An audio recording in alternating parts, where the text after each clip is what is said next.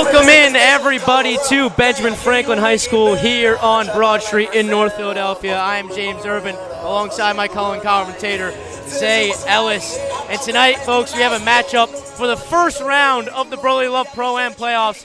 After 5 games, we are finally here, and we have the 7th seed Chester against the 8th seed Brotherly Love. And to give us a little bit of a tune-in, we got Xavier on the sideline. Send it over to Xavier.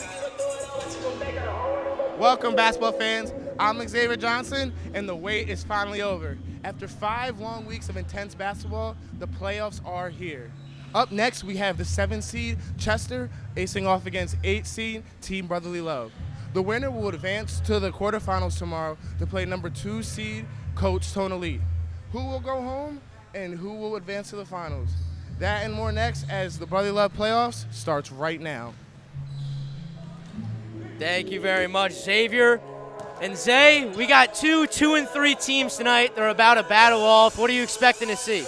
I think it's going to be a really good, high-powered game. High-power offense is going to move really, really fast there. Chester loves playing aggressive defense and getting fast break points. So Chester's going to try to leak out and get a really good lead to start off this game. It's up to Brotherly Love to try to hold their own here and get a win to move on to the next round. And we're going to look at the standings and the bracket real quick before this one tips off. And it's on right here on the screen. We got number 1, Danny Rumpf Classic, having a very impressive 5 games, 4-1, along with Lewis Leonard, led by Sam Sessoms and company, 4-1 as well. And then it goes down the list: 3, Coach Tona Lee, 3-2. Red Rose Thunder at 3-2, and Blue Magic 3-2, Rex 6, 3-2, and now we have Chester and Brotherly Love both 2-3, and the bottom 2 teams at 9-10 is Team Original at 1-4 and Philly All-American at 0-5. We'll look at the bracket real quick just to give everybody a bigger picture. 1 on the left, all the way to the left is one we have tonight. 7 Chester, 8 Brotherly Love. All the games. There's 2 more after this one tonight. A lot of playoff basketball ahead of us tonight, and we are about to get underway. Going to be some very intense basketball, like you said, Zay. I'm looking forward to it here, Benjamin Franklin High School. All 5 games have been completed now. It doesn't matter. It's win or go home. Whoever takes these ones just moves on. We are just about to get set.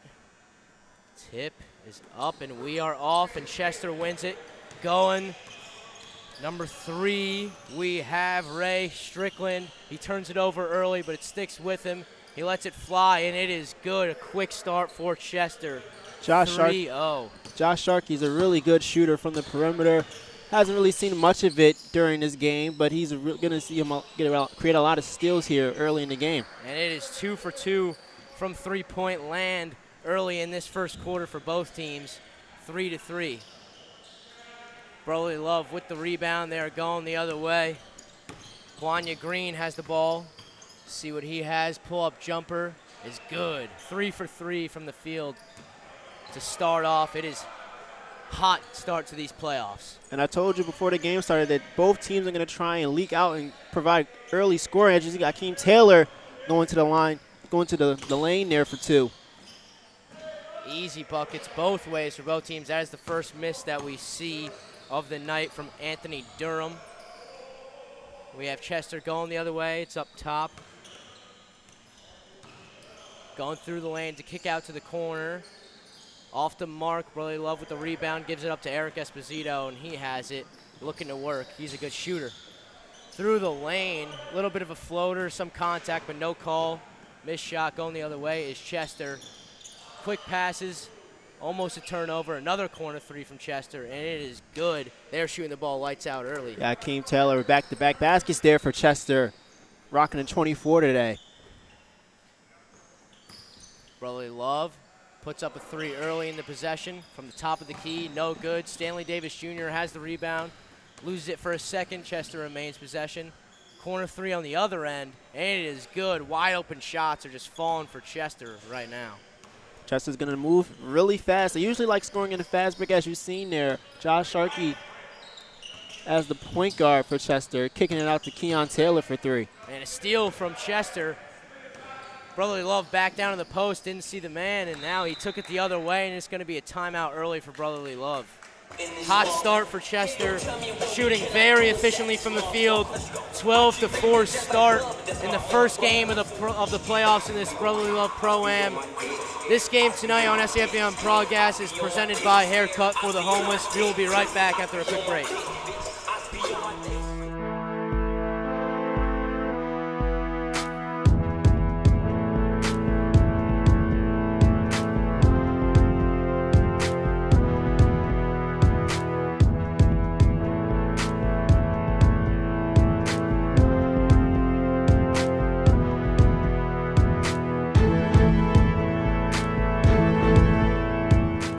Back in to the first quarter from a hot start from Chester. They have an early 8-point lead in this first quarter with just under 2 minutes to go. Brotherly Love trying to bounce back after the slow start. Eric Esposito finds himself in the corner, coming back up top. Gets pressured early in the possession. A little bit of no man's land in the corner for Brotherly Love. Going baseline, spin, loses it. Bad possession for Brotherly Love, and Chester looking to take advantage of it, and Eric Esposito blocks it on the other end, but nobody else is back, and Chester converts. Granberry just on their offensive boards there for a great putback after a block from Esposito. And a wide open three from the top of the key from Brotherly Love. They look to bounce back. They get one to fall there.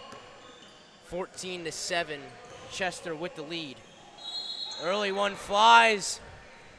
And Chester makes the and 1-3. Everything is going right now for them. Wow, here's a replay.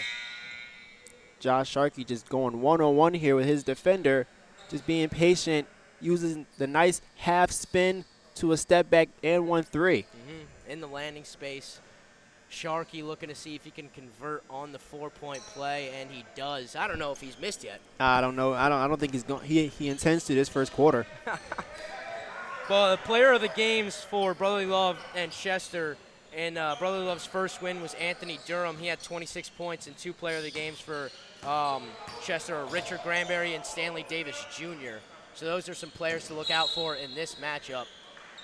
That is a foul there on Brotherly Love, 90 feet from the basket, not exactly what you want. And what have you seen out of Chester so far, Zay? I mean, they got a really hot start from shooting, of course, but this is a very, very good start in this playoffs. Well, they haven't really had to play much defense to start. Brotherly Love is just missing really good shots here. And on the other end, Chester is just capitalizing on all the opportunities they've had for themselves. As we mentioned, Josh Sharkey is having a heck of a game to start on the defensive prowess for looking for steals and just knocking down all the shots he has available for himself, as you see him slashing to the basket yet again. Josh Sharkey just making it look easy with some very quick dribbling moves. Got through the lane lightning fast. Down low for Brotherly Love is the finish. That is number 5, Maurice Henry, down low for Brotherly Love.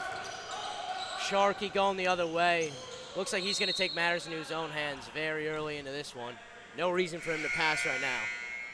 Unless the guy's open, which he's done so far. But now Josh Sharkey is definitely having one heck of a game to start for Chester here.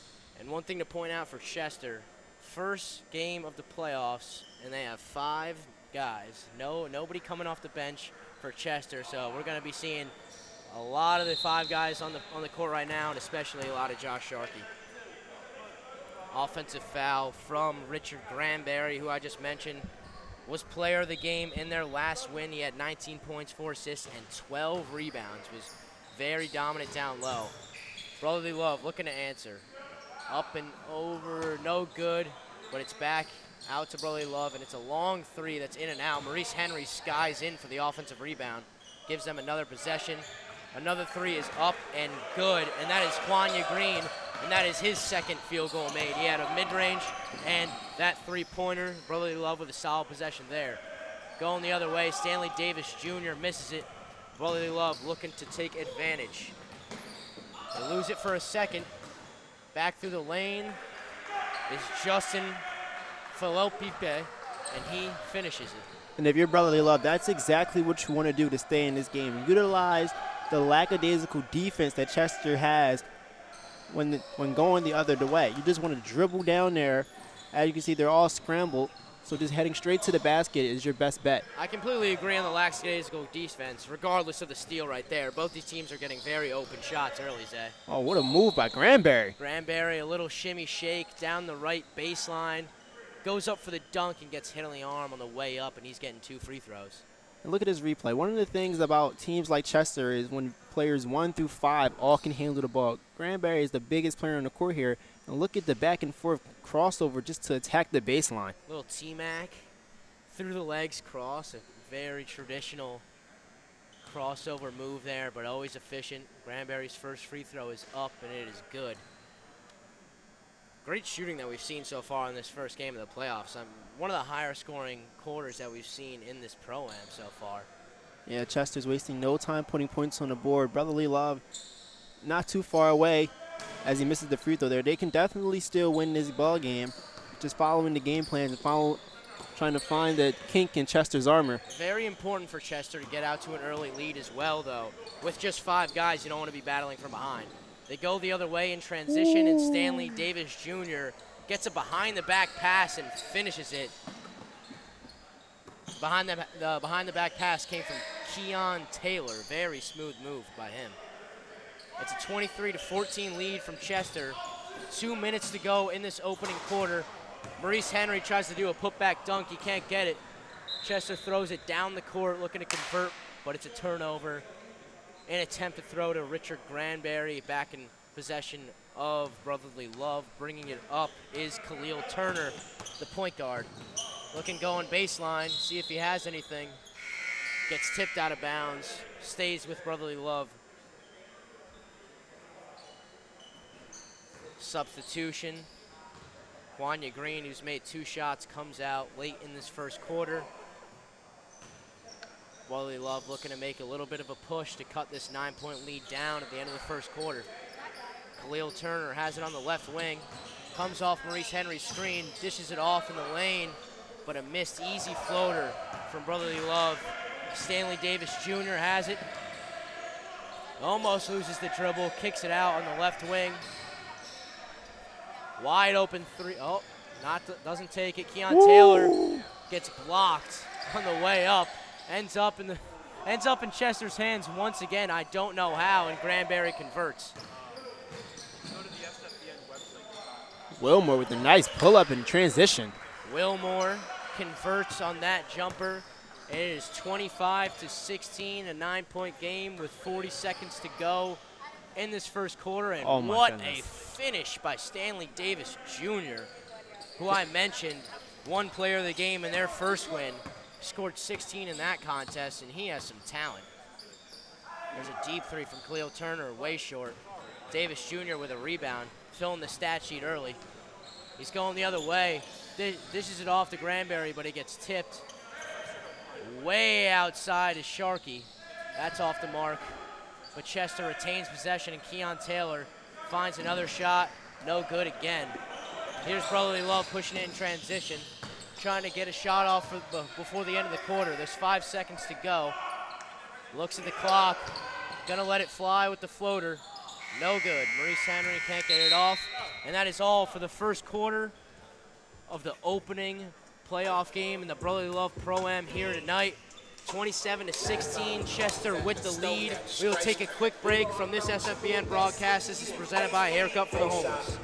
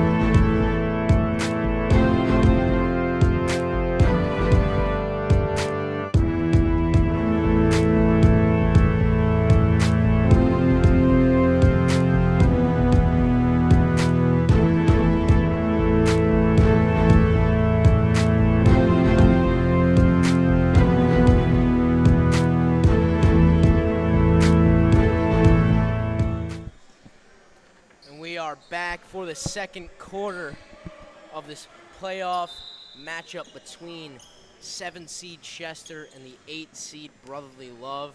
Brotherly Love finds himself in a little bit of a hole early, a 11-point deficit to a 5-man squad in Chester, and a very impressive quarter from Chester in that opening one, you know?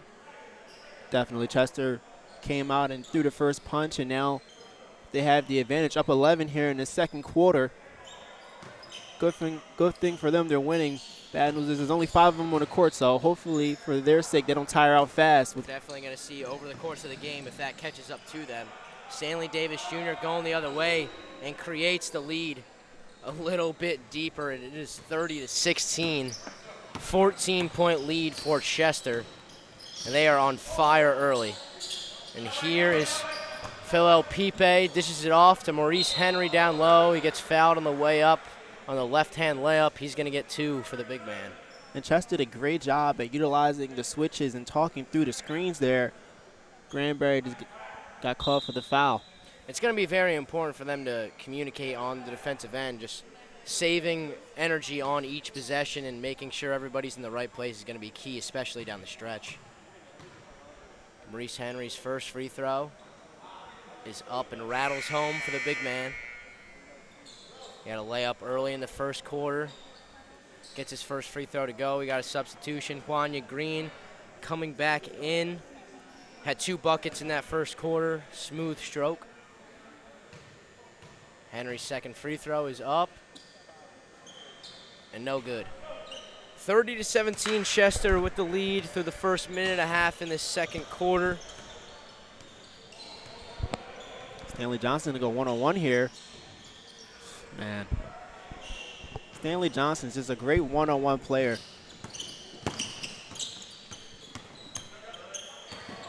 Brotherly Love has it. Wilmore making a move, gets blocked on the way up. Definitely got all ball on that one. Granbury going the other way and an easy finish, and it's an early 15-point lead. Early 15-point lead for Chester. Wilmore, a wide open 3, see if he can get this one to go. No good, but offensive rebound. Phil Pipe has it out to the corner. A tough contested 3 is way long. But that means an easy offensive rebound because it did not touch the rim, and Wilmore able to convert on that. 34-19 Chester. Just a defensive lapse there from Chester, not boxing out. Sharkey penetrates the lane. It leaves Granbury wide open. What a great play. And Stanley Johnson is barking early to the Brotherly Love failures here after that Granbury 3. Wilmore in the corner, way off. Doesn't touch anything. But Maurice Henry gets it back. Wilmore fights for an offensive rebound. Here's Juanya Green, and he is feeling it early. That is 2 possessions in a row where Isaiah Wilmore just goes to get attacked on the offensive rebound. Maurice Henry takes out Granbury on the up-the-court pass. Granbury's down on it for a second.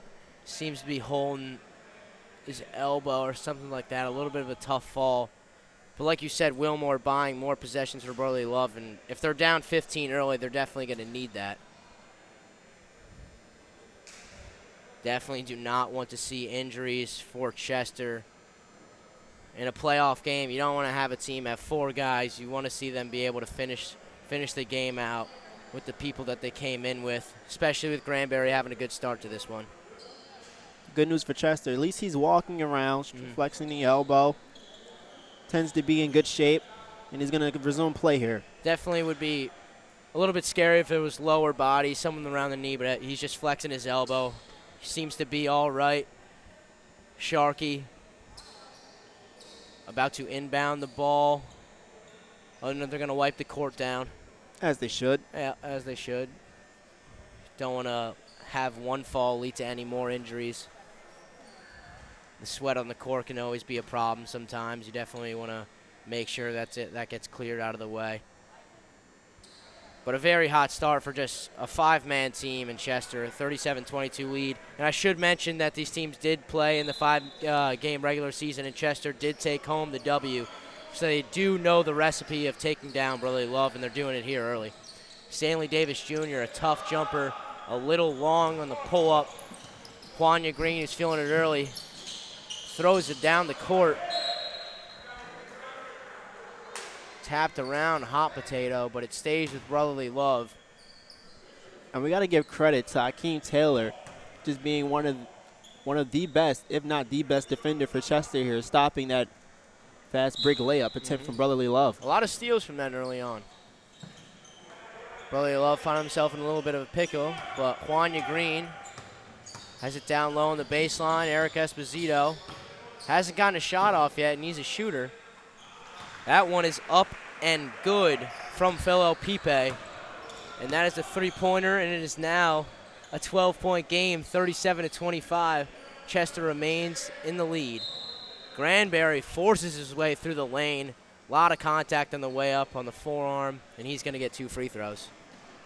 As you can see here, Granberry just on the attack after getting the pass here against Maurice Henry and just doing his own here, drawing in a lot of contact from the Brotherly Love players. It's going to be an automatic foul if you keep your hands down on the player. If you don't show your hands to the ref, odds are you're going to find yourself at the free throw line, and Granberry did just that, converts on the first free throw, making it a 13-point game with 5 minutes to go in this second quarter.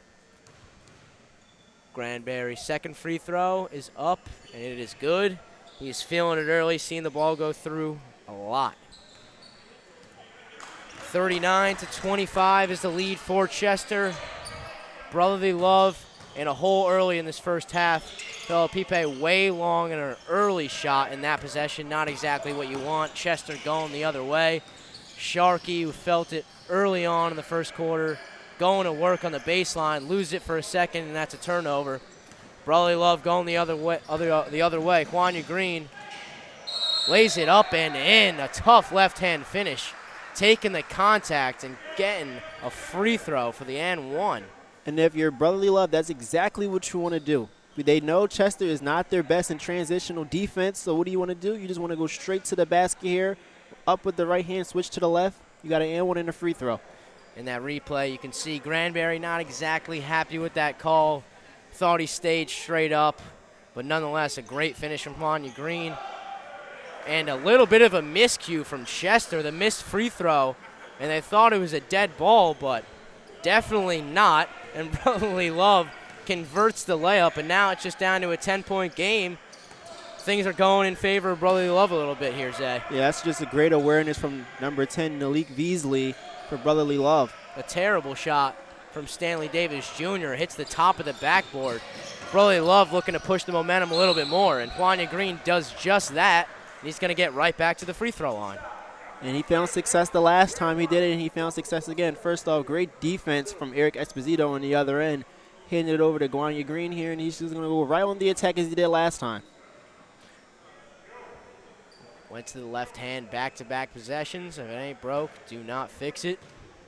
Looking to cut this lead to under 10 is Brotherly Love, and they do just so.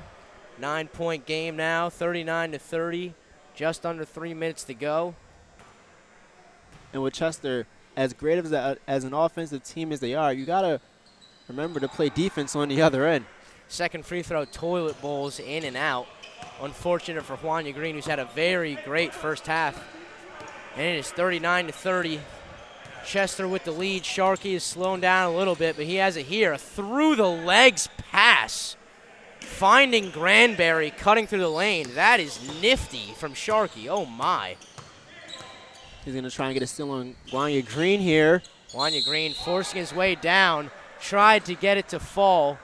Definitely got some contact on the way up, and he's going to go to the free throw line for the third possession in a row. How has Juanya Green been so efficient these last few possessions? Well, like I mentioned, he's finding a mismatch at attacking Chester on the fast break. And this one, he's just using the weight advantage to his favor against Josh Sharkey. If you're going to go one-on-one, you're going to have to send a double team against Chester. And if you do that, you're going to leave a wide-open guy. And this leads me to think, he's going to the line 3 possessions in a row. Chester only has 5 guys. They cannot have any foul trouble. No. That would be very, very unfortunate for Chester. So it's very smart for Juanya Green to just attack the rim and get the foul calls. Especially if you're not going to recommend a switch. As good as a defensive player as Josh Sharkey is, weight is always going to be weight. Sharkey looking to answer the other way after a great pass on last possession. That is out to Stanley Davis Jr. 2 assists in a row for Josh Sharkey, and Stanley Davis Jr. converts on that three-pointer. It is back to a 12-point lead, 44-32, with a minute to go in this first half. High-level play early on. And you see they switched here this time against Wanya Green. Instead of Sharkey guarding him, it was Stanley Johnson Jr. He still gets to the free throw line. And Wanya Green is going to the free throw line for the 4th possession in a row. This time he wanted the screen here to go on Granberry to try to attack, but Stanley Johnson said, are you going to stay on me? All right, well, you're going to have to taste this pump fake, and now I'm going back to the free throw line. Yep, a classic pro move from Green.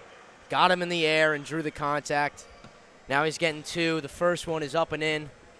44-33 Chester. It is now a 10-point game, 44-34 Chester. 25 seconds to go. Chester most likely going to hold this one out for the last shot. Josh Sharkey has it in his hands, but everybody on the court for Chester is capable of making a shot on the final possession. Brotherly Love presses up early in the possession. Sharkey got poked in the eye, and there's 6 seconds left, and the clock is running, finding themselves a little bit of an issue here for Chester. Had a lot of time to create a shot. Now they just sit at 4.7 left on the clock. Gonna have to get something to work here. In the corner is Keon Taylor. He drives it out. Granberry, a wide open 3, and what a finish to the half for Chester. Making it work with 4.7 seconds to go. Amazing shooting with just 5 guys in that opening half. 47-34, a 13-point lead for Chester. Wow, what a half from Chester, Zay. It was really good. Wanya Green did a great job for Brotherly Love trying to keep them in the game here at the free throw line. But there's one thing in basketball you don't want to do when you're losing is trade baskets. You got to get stops. With Josh Sharkey with the ball in his hands, he just makes great decisions and kicks it to the right guy. And the 7th seed of the tournament, taking on the 8th seed, and 7th seed Chester has the 13-point lead at half. We are going to send it over to Xavier for the halftime interview with the star-studded Josh Sharkey. Welcome back, basketball fans. I'm Xavier Johnson reporting here with SFBN, and we have Chester guard Josh Sharkey. Now, Josh, how does it feel for your team to be playing in this playoff tournament right now? It's exciting, man. Just shout out to Ra and everybody that put this together, this program, man. We having a great time playing this, and it's exciting. So we blessed to be here. Now, you guys are up by 12. How are you guys liking your play style so far in this half? We playing solid, man. Our main thing was just getting stops and running in transition. We know we got young legs on this team, so we can get out and use that as our advantage. Now, what do you feel like any adjustments you need to make going into the second half so that Brotherly Love doesn't come back? We got to help our big fella rebound. We short man today, only got 5 guys, so it's the guard's job to help Big Rich down there get some rebounds. Definitely agree with that. All right, thank you. All right, back to you guys. Thank you very much, Xavier. It is 47-34 at half. High scoring from Chester, very efficient shooting. This is all from the first half of SFBN broadcast, presented by Haircut for the Homeless. We will be back for the second half.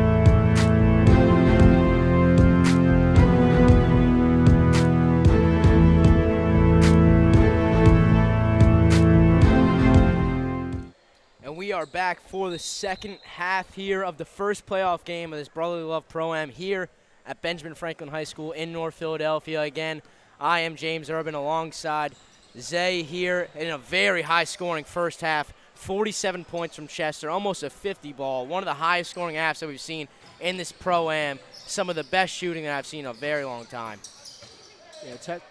Yeah, Chester just does a great job at just utilizing the fast break, and they use it to their advantage here with awesome shooting as well. Leading the way is Josh Sharkey for Chester, and alongside Richard Granberry. Everybody showing what they could do on Chester. Yep, those two, as well as Stanley Davis Jr., who made a few three-pointers in that first half. Brotherly Love finds himself in a 13-point hole to start off this second half. The home team looking to see if they can make a quick comeback and get a win in this playoff game. A good start for them on the conversion there on the two-pointer, 47-36. Chester on top, remaining, and here's Granberry. Overseas Rich for three. Top of the key, three-pointer, no good. I think it is very important for Brotherly Love to get stops and scores early on in this second half, and that is not one of those stops. Chester converts Keon Taylor in transition. Brotherly Love down low, fellow Pipe kicks it out to Wilmore. Wilmore down the lane, taking a little bit of contact. Maurice Henry can't get the tip in. DJ, where the DJ at? You got to turn this speaker down. Foul call in transition. Seemed to be a take foul from Juanya Green there. Hello. And Akeem Taylor's going to be shooting a free throw.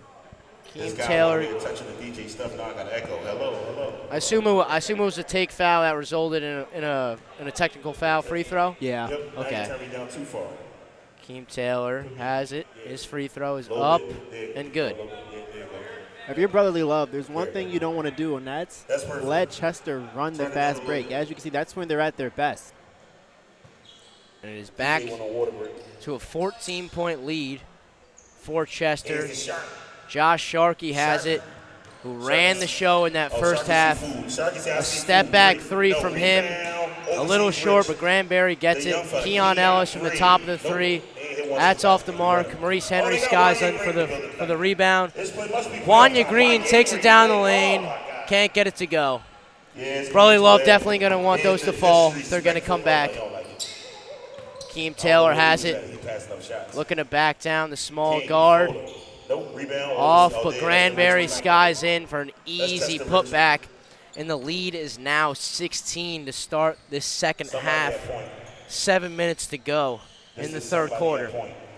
Juanya Green, who had a very efficient first half, making a few shots, does a spin move, little sky hook there, and gets it to go. 52-38, Chester. Watch out, y'all. This is food. Swing. Corner three. King wide open. He hasn't made that shot this year, but he can play. Sharkey continuing to make the right plays, though. Dissecting the defense and kicking it out to the open man. Yeah, Chester's still making all the decisions they need to make in order to be successful in this basketball game. A turnover there from Brotherly Love. Hits the ceiling. I was waiting for that to happen this Pro-Am because here in Benjamin Franklin High School, folks, I don't know if you can see on the broadcast, but at half court, the ceiling is very low, and sometimes you can't even get a half-court shot off. And in that situation, it came into play. Eric Esposito is checking in for Maurice Henry.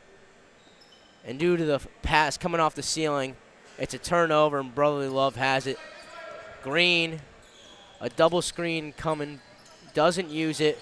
Full Pipe through the lane.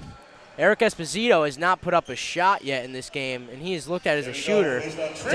Brotherly Love definitely wants to get him going, but a bucket nonetheless for Philo Pipe. Brotherly Love. It is a 12-point game. Stanley Davis Jr., an air ball. Oh, he called foul. And that's going to be Stanley. He's going to go to the free throw. Yep. Trying to go one-on-one with Juanya Green here. Pleading his case for the foul call. Got hit on the way up on the elbow. Showing a lot of motion. There was a similar play to that in the first half when he hit the top of the backboard. Thought he got fouled as well. He gets the call there, makes the first one.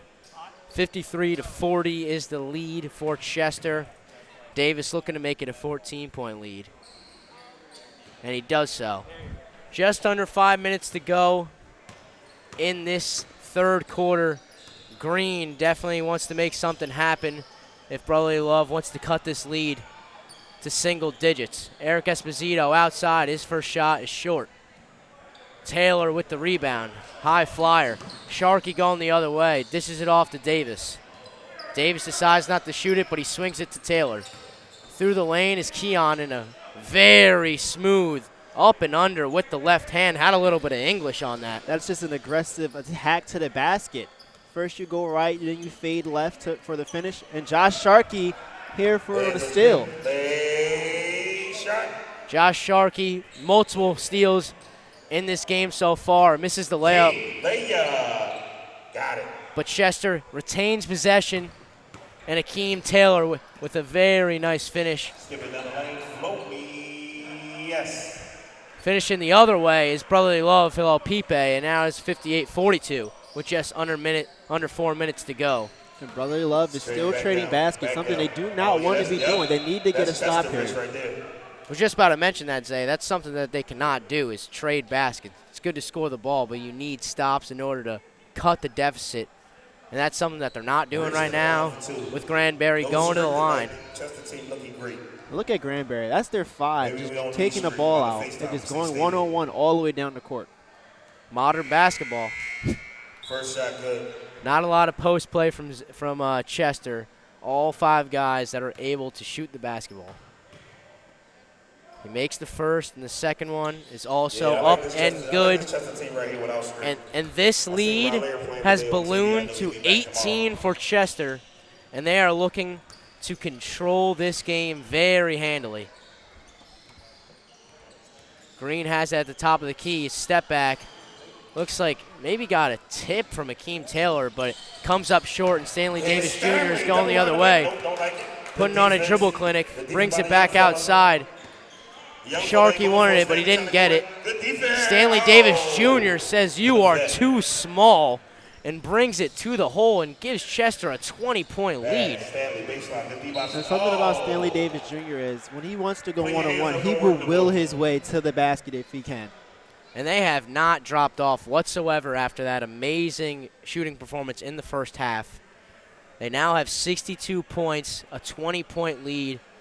Chester has been nothing short of amazing with just 5 guys in this opening playoff game.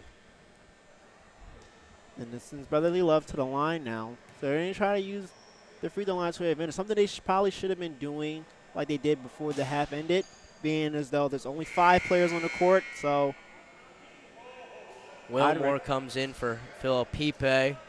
The first free throw was no good from Brotherly Love, and it remains a 20-point game. Second one is up. That one is good. It is now a 19-point game, under 2 minutes. Sharkey, who's been leading the way for Chester, a little fadeaway, but no good. And Green taking the other way, and Brotherly Love definitely wants to have a solid end of the third quarter if they're going to get anything going. And that is definitely something on pace for that. Juanye Green with another trip to the free throw line after he had about 5 trips to the free throw line in the first half.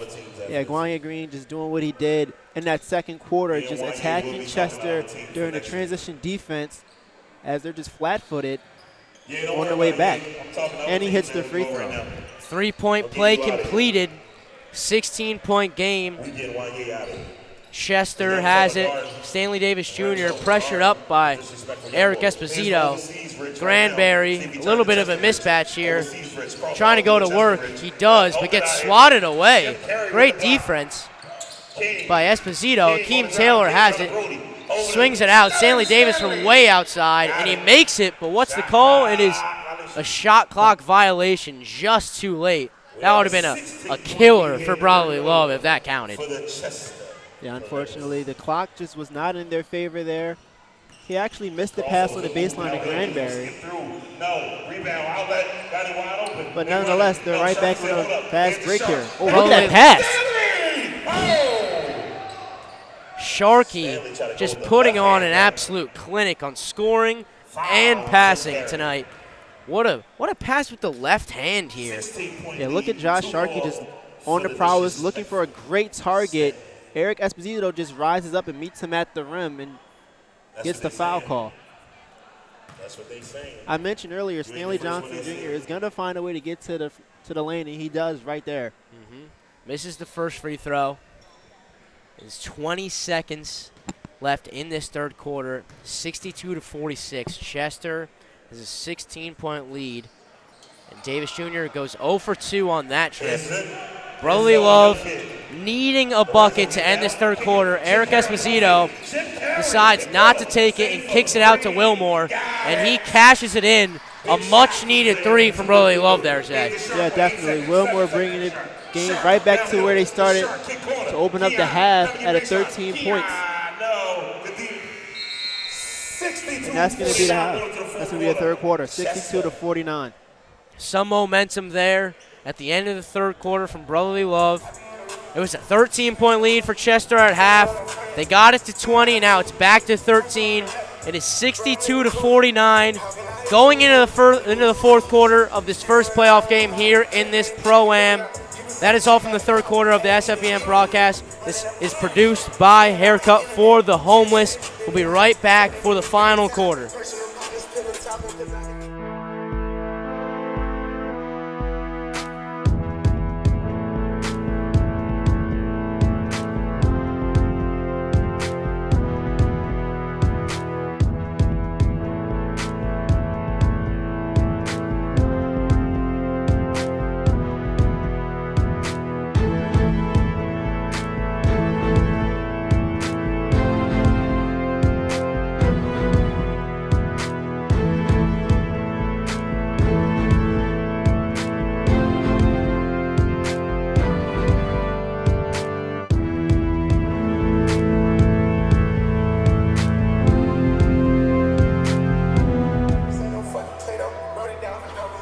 Back for the fourth quarter of this Chester Brotherly Love matchup. The 7 seed versus the 8 seed, and the 7 seed has a 13-point lead going into the fourth quarter. 10 minutes to go, and Zay, what does Brotherly Love need to do to close this gap?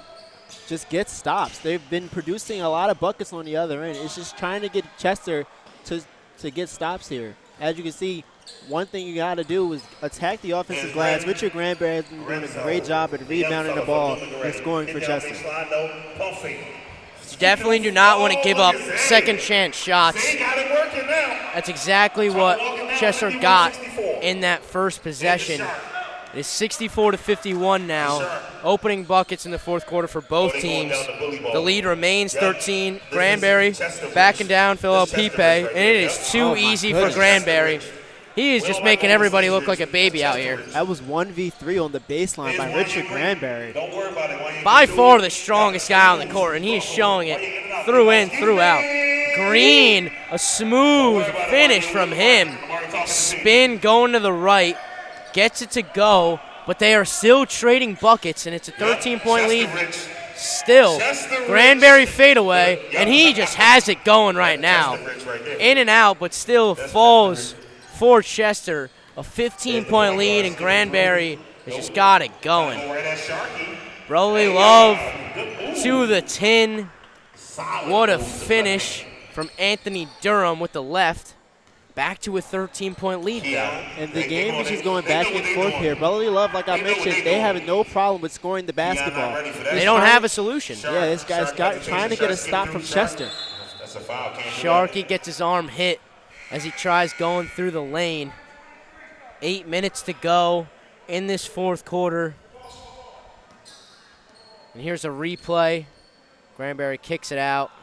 Sharkey going through the lane, and they can't stay in front of him. Nobody's been able to stay in front of him this entire game. Yeah, he's just quick, man. Josh Sharkey, that first step is just too fast for some defenders to just handle. And it's not even plane speed. It's the change of pace that he does. It's nobody can stick with him.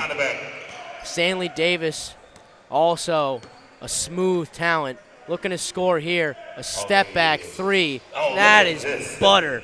Nobody is stopping that. Stanley Davis Jr. putting on a clinic. 16-point lead. That one's off from Green. Akeem Taylor going the other way. Too easy. Nobody stops ball. And the lead is back to 18. Broly Love just not able to find stops. Yeah, the lead just keeps expanding and going back and forth. If you're Brotherly Love, you got to at least get it to single digits before the Elam ending comes if you want to win this game. And if you want to find 4 sure baskets, step back threes from non-shooters early in possession is not what you want. Yeah, and then Richard Granberry is just having his way down there on the post against these Brotherly Love defenders. Richard Granberry, unstoppable in this one, along with Sharkey and Stanley Davis Jr. Granberry going to get 2 free throws to get this lead back to 20. The first one to make it 19 is good. And time is ticking for Brotherly Love. They are eyeing this clock and seeing that their season could be coming to a close very soon. 19-point lead for Chester. And Granberry, who's been money all night, makes it 20. 75-55 Chester. 6 minutes to go, and Brotherly Love needs a lot fast. Oh, man. Akeem Taylor is playing great defense down there. Wilmore on the pull-up jumper. Doesn't draw iron. Easy first round. Stay where you at, Strick. If you watching it online. Akeem Taylor is one of the better defenders in his program league, man. Sharkey going baseline. The quick dribble. And he makes the step-back jumper. Everything is going. And I don't want to make too many early assumptions, but it might look like Brotherly Love's getting sent home early. Yeah, I agree. Chester, they're not even trying to win this game here. They're just working on pro moves at this point. Look, he tried to sidestep in transition. It remains a 20-point lead, 77-57. Sharkey with the one-on-one ISO, and it is too easy. Oh, my goodness. That is a tough move. You attack right, drop the shoulder, and then finish with the left hand. Left hand on the right side. Oh, that's just tough. 22-point lead for Chester. Even the MC is saying the game is over. Stanley Davis Jr. is just having fun out here, folks. And it's going to stay Brotherly Love ball. He couldn't get the steal and roll out of bounds right in front of us. So he's going to stay in Brotherly Love's possession here. 79-57. Brotherly Love trying to at least cut this lead to something single digits. And that's Philo Pipe with the deep three. Makes it a 19-point game. Brotherly Love, they've had guys that have made shots, but they just haven't been able to string enough together. Stanley off the screen said, I'm getting Stanley Davis Jr. Let's see what he has on his bag. That one's short. Philo Pipe going the other way. The 4-minute mark is coming up. The Elam ending most likely will not matter in this one, folks.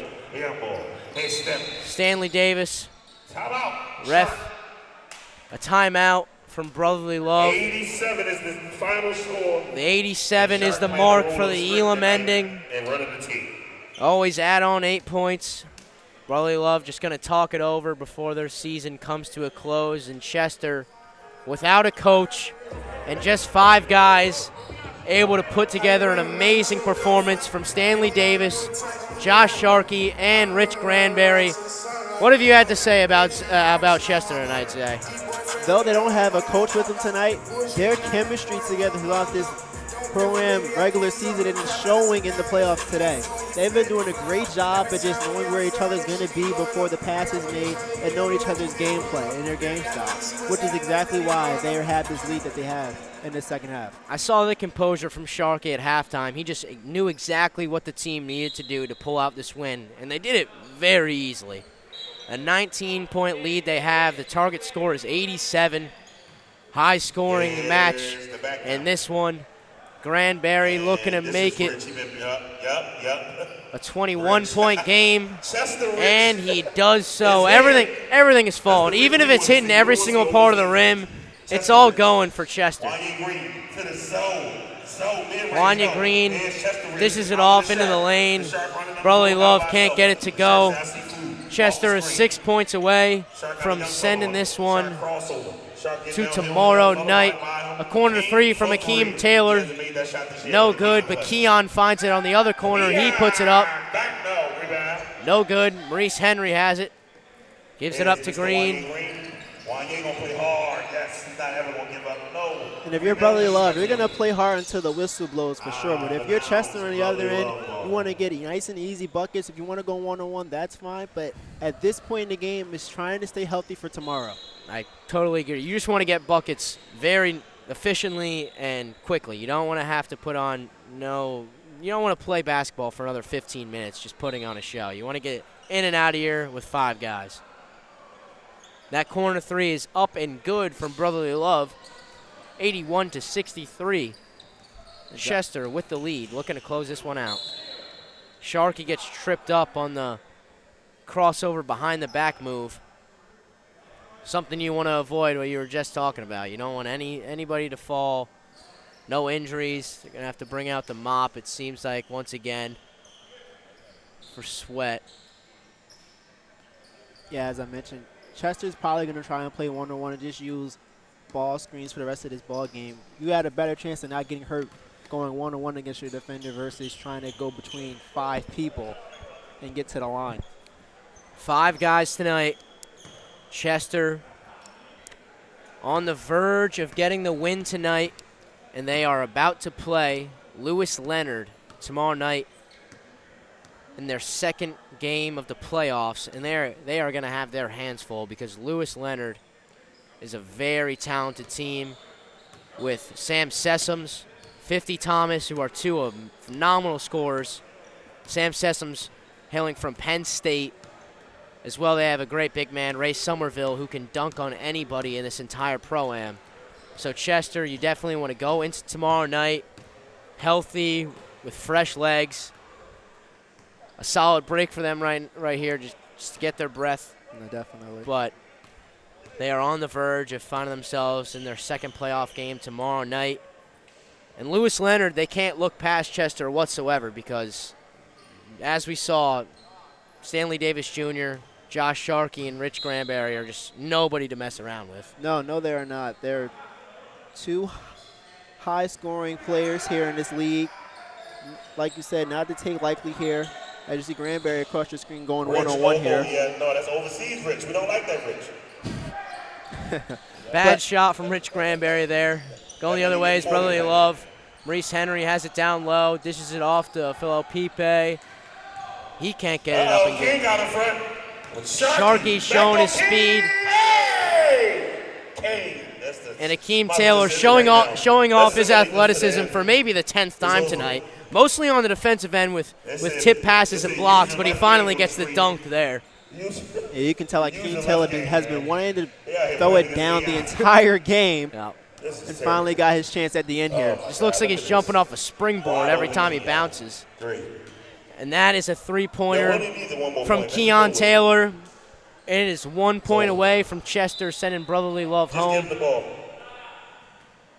86-63. This one has not been very close the entire way tonight. Chester got out early in the first quarter, and they never looked back. Yeah, Chester, they started the second half the same way they started the first half, had a game plan, stick to what they know, wasn't rattled by Wanya Green's second quarter effort and keeping them into this game, and just stayed true to what they know. Green trying to make some last effort heroics, gets fouled on the way up on the 3-pointer by Stanley Davis Jr. Green, who's been efficient all night, especially finding the free throw line, is going to get 3 more. Tomorrow night, I just been informed. And just look at the defensive effort by Stanley Johnson. He's just swiping away, not trying to foul him too hard there. Send him to the free throw line. That way they get the ball back into this game early. Makes the first one. The second one is up and good. He's got 1 more. Green just filling in the end of the season highlight tape at this point. Gets the third one, but that one's no good. Zoe said the game ain't over. The game might be Brotherly Love versus Toast Home. Sharky. Off the third missed free throw, Brotherly Love Sharky. with Sharky skipping through. Sharky got 2 people with the on putback. him. He got Sharky. Keon wide open for the win. Keon wide ball open game. No. in the Rebound, corner. Rich. No reason to not just make a layup. back They're not out. going to play any defense, but King, watch 86 your to head, boy. 67. Here's No. Akeem. Can't finish the dunk. Chester. Keon Taylor has it out to Stanley Davis Jr. No. No good. Seems like this game is never going to end. Brotherly Love going the other way. Chester looking to finally end it here. Stanley Johnson Jr. throws it off the head of the Brotherly Love defender. Been 1 point away from finishing this one off for about 6-7 minutes here, folks. Sharky looking to finish it once and for all. And he does it. Hangs in the air and still gets it to go. Sharky not wasting any time. The final score, folks, in the first playoff game of this Pro-Am here at Benjamin Franklin High School is 88 to 67. Chester is moving on to play Lewis Leonard tomorrow night. That is going to be a very great game, folks. That is all from the first one tonight. Zay, just an all-around impressive performance from a 5-man squad. Like I said, they got out to a 10-plus point lead early in the first quarter, never looked back, 13 point at half, and then got it all the way to 20. And just efficient shooting from Granberry, Davis Jr., and Sharky. And they gotta stay fresh for tomorrow night. Yeah, definitely. They kept their composure and their stamina for the whole game. And from a team who just loves to run, you don't expect nothing less from them. And they opened up with a great win. And the good thing about it being game one is you get the rest early. You get to watch the rest of the competition. But most importantly, just staying healthy and getting ready for tomorrow. And we are going to send it over to Xavier for the post-game interview. He's with Keon Taylor. Xavier? Welcome back, everyone. I'm Xavier Johnson here with Chester star Keon Taylor. Now, Keon, what a great win for you guys. And for those who don't know, Chester did not have a bench this entire game. What does that say to the testament of your team's ability? Just heart and effort, to be honest. That's all it is, actually. It's Chester basketball. Now, tomorrow for the quarterfinals, you guys play number 2, Danny Rump. How do you guys feel you match up well against them? We haven't seen them this year. We know they're tough, one of the best teams in here. We just got to play hard, to be honest. I think we match up pretty well, though, every position. Any adjustments you guys want to work on before tomorrow's game? Better defense, to be honest. No offensive rebound, no second chance points. That's probably it. All right, thank you. There you have it. Tomorrow night for the quarterfinals, you have Chester versus Team Danny Rump. Back to you guys. Thank you very much, Xavier. That will be all from the first game tonight here from Benjamin Franklin High School. I'm James Durbin alongside Zay Ellis. The next game we have is Brotherly Love facing off against Blue Magic. We got plenty more playoff Pro-Am basketball here.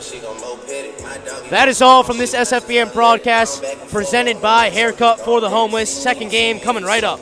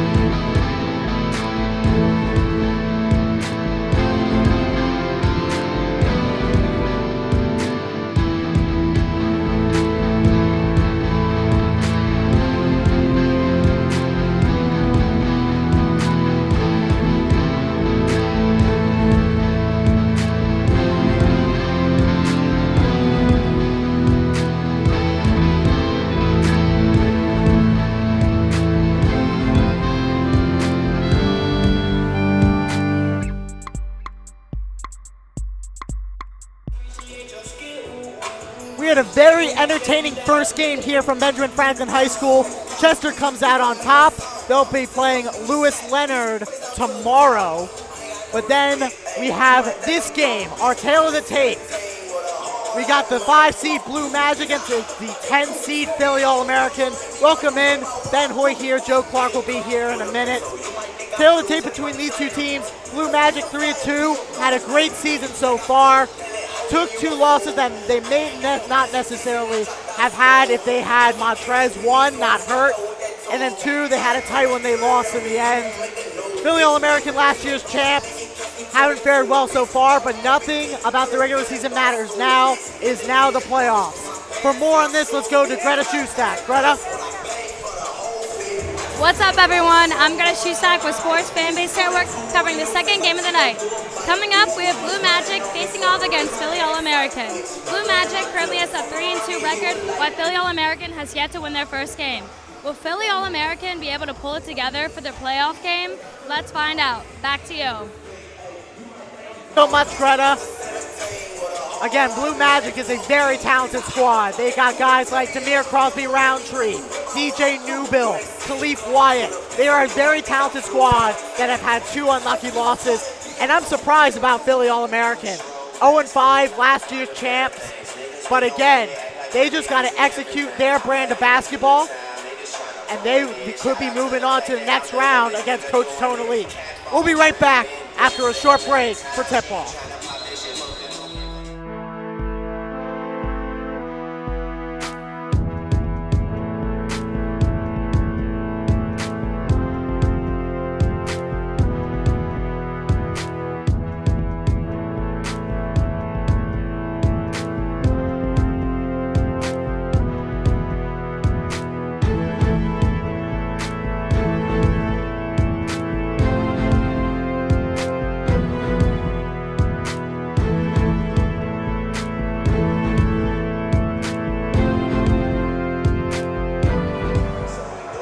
Welcome back here on SFBN. This game is sponsored by Haircuts for Homeless. Blue Magic versus Philly All-American, 3-2 versus 0-5. One notable substitution, by the way, Khalif Wyatt will not be playing for Blue Magic today. He will be replaced by Penn State's Mike Watkins there on the far side of the court. Taking the tip, though, will be Chris Lyons versus Demir Crosby Roundtree. And Blue Magic wins it off the tip, and we are underway.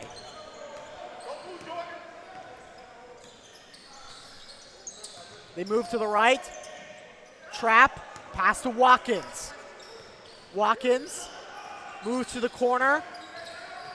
Through legs, now in the post. Spins, shot, no good.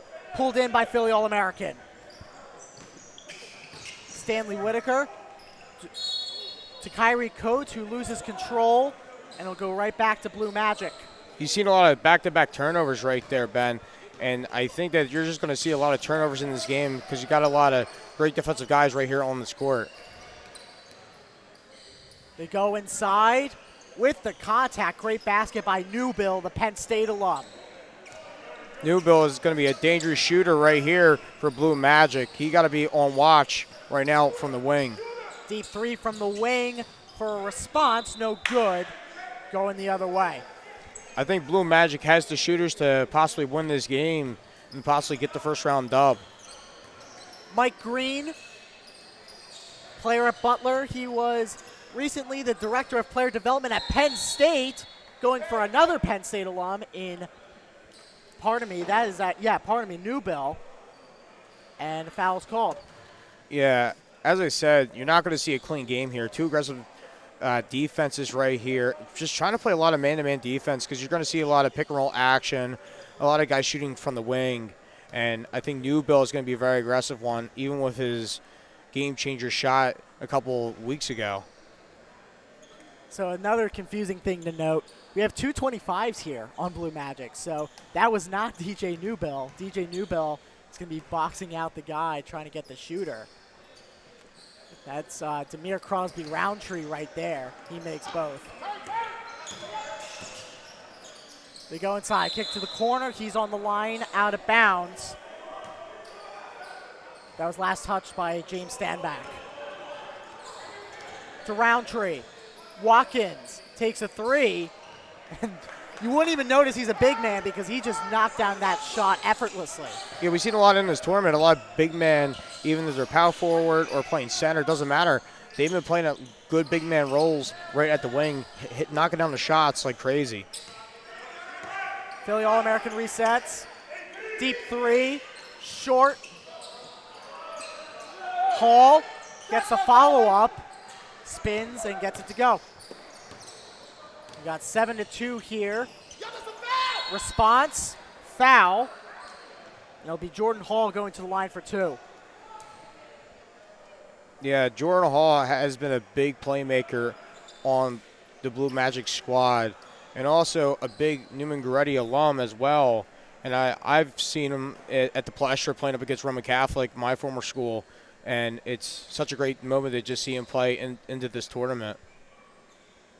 That's one of the coolest high school experiences that you can get, is filling a 8,000-seat Palestra with two really good high school teams with 4 or 5-star recruits as he makes it first. And it really is, and I've been keeping up on his game. He played for the Spurs for a little bit, and then now he's with the Nets in the G League. So, and he's been playing a lot of summer league games, and I'm happy to see him on the court playing here today. Coates posts up, pass the stand back. Will take it into the paint with the left, and he gets it. Stanley Whitaker with the bucket. Taking up is Mike Green. Again, worked under Micah Shrewsbury. He just left for Notre Dame. Tried to lob it to Roundtree, the big former Villanova center. Three from Hall, a little bit long. Rebounded by Green. Green maneuvers his way into the paint, tries to tip it in. Hall gets fouled on the way up, and that was a very chaotic sequence there from Blue Magic. Yeah, Blue Magic was having trouble here on this putback. Mike Green trying to get right there on the baseline, just couldn't get it in. And then also Jordan Hall trying to get some action right there under the rim. And note to self, they're just keep getting these foul calls and just keep trying to get things going here. It's just at least try to go to the foul line for two every time. So it is now a 9-4 game. Make that 10-4. We back both. to the game. 10-4 who won? Here comes The Whitaker. 2K My player here tonight. The Whitaker 2K moves My to his players left. here tonight. Playoff time. Guarded by Stand. Newbell. Mid-range. His foot's on the Nope. line. Rebound. No good. It goes out of play. It'll go to Blue Magic. Uh-oh. BA here. It must be playoff time. Mike Yeah, Watkins no, it's playoff time with BA come. leans his elbow into the face, and that'll be an offensive foul. Easy call. Yeah, it really is. Trying to get the foul call right there for All-American. And I personally do think that All-American can run up this court with Blue Magic if they just play a good take. the simple Rebound. defense as they need to be. Goes out of play. We'll go to Blue Magic. You know, if you're Philly All-American, you're 0-5 heading into this playoff first round. You have to have a hot start, and they certainly have not. I think you really do. And I think you just need to condense that defense even more. Try to play more man-to-man and just keep up with the ball. Mike Green is here tonight. Mike Green with Just a pretty like layup there. last game, now he feel like Makes playing. it 12-4. He 4 feel like minutes left to go. playing Hesse Poole. 3 up, no good, but the They got tip my in man, is the good 40 from Nova Philly King, All-American. man. They got all the pros. All the pros here tonight. Watkins, Newbell. Rebound. off the right side of the rim. Watkins, Skip through, backdoor pass back to DJ. Newbell. Over to J. Hall. Jordan J. Hall, backdoor pass to pretty the passing from Blue Magic, and the foul is called. Yeah, a lot of aggressive foul calls played here. And what you're going to just keep seeing as this replay plays is that they're just trying to get the pass out for the easy three, but just couldn't get it in. And then you pass it right back in to just try to get the drive going under the rim, and then you get fouled. So I just think more so they're just trying to play the pass-and-go option here early on. Crosby Roundtree sinks the first. How about 2? And that's good. 14-6. The former center, coached by Jay Wright, knocks down both. Where's DJ? Here's Whitaker. Stand off the in and out cross. Back door pass. The Kicks shooter- to the right. the shooter wide open. They want to take it. Great Back defense over from Stan. Watkins. Stan, the 2K mop Back to all Whitaker. over Mike Green. Stan trying to get inside. Stan Moves to his step off. left, Stan guarded by Mike all Green. over. Great contest, Rebound. and it'll be just short Oh, as they call a foul on the Jayhawk. floor. So clock continues to run. 2:30 left to go in the first. It is a dominating 14-6 lead by our favorites in this game, Blue Magic.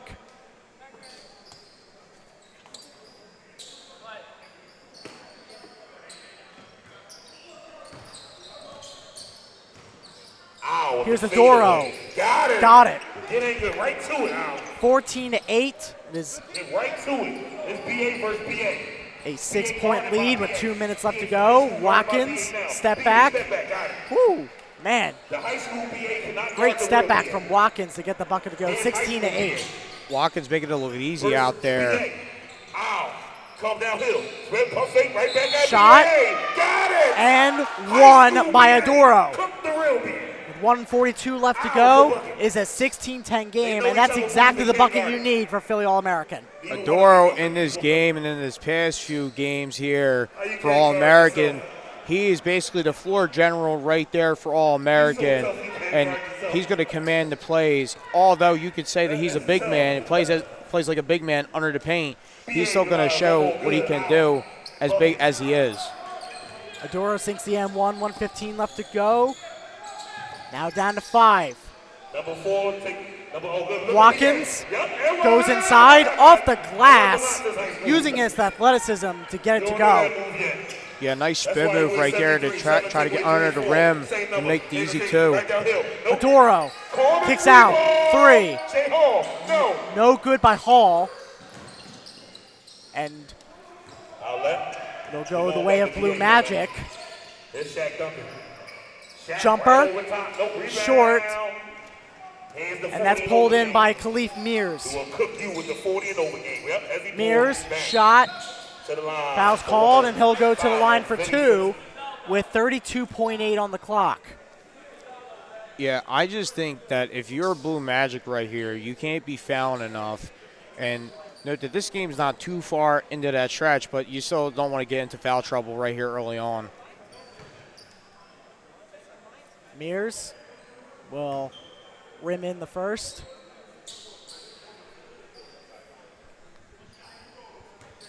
So I'll have one more as it is 18-12. Can't sink the second, so he's 1 for 2. Here's Jordan Hall taking it the other way. Here's Jay Hall. Through the legs. Jordan Hall Step back. down to Hall. 3. No, rebound. Just to the right. Pulled in by Mears. Here's Mears, the fast 40 break. BA. Adoro, 3. No, rebound. Just slips out. Watkins is going to slow it down. We got 9 seconds on the clock. Now down to 7. Watkins, crossover. He's looking to take it himself. With contest, no good. It's just wide. 18-12 is your first quarter score. We'll be right back after a short break.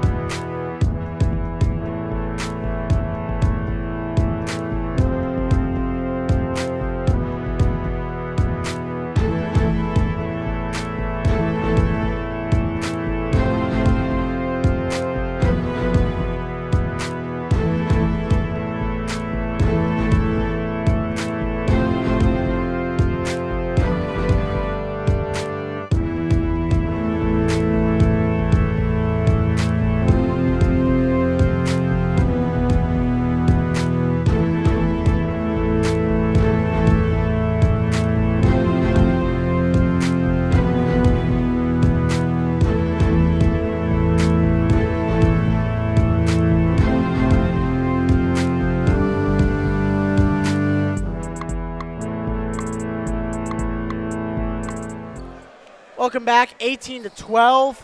Start of the second quarter. Philly All-American will inbound the ball. Joe, this first quarter looked like a blowout early, but Philly All-American got their stuff together. Yeah, they really did. I think All-American needs to start hitting more 3 shots. Jonathan Hall for 3. Hall 3 from Curry range there. Is 18 to 15, 9:42 left to go. Newbill, crossover, will go into the paint with his left and gets fouled. So here's our instant replay. Yeah, I think All-American can possibly keep playing the defense that they are. But you got to just watch when the other team and your opponent is just trying to drive right into the paint, going baseline. And I think that's going to be the big thing. All-American has been having the shooters to do it all season. Reigning champions, of course. I think that they could possibly make something happen here. Here comes Philly All-American. Here's Chris Lyons. Very athletic player, can throw down some amazing dunks. Spin move. Looks like he moved the foot, so it's going to be a traveling violation with 8:44 to go.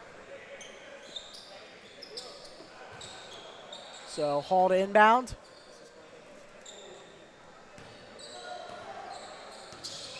Hall drives with the right. No look pass to Newbill in traffic, but they're going to get Philly All-American for the foul. Yeah, I really did like the assist that Jordan Hall had right there. The no-look pass right there, the nice assist, but just gets the foul call under the rim. I think that that's like the best bet, which you like to see from Jordan Hall.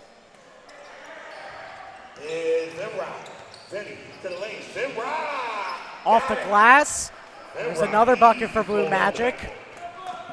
It's now 21 to 15, 7:50 left to go. Easy buckets for him. Downhill. Yep, easy. Move to the left. Corner, the jump shooter open. Deep 2-point Bang. jumper. And that's a great shot by Stanback. There's Vinny crossover. Vinny take it off. Vinny say get off. Blue Magic moves into the lane. No good. Crosby Roundtree off the glass with the follow-up. Now back to 23-17. 7:26 left to go. The 2K My player.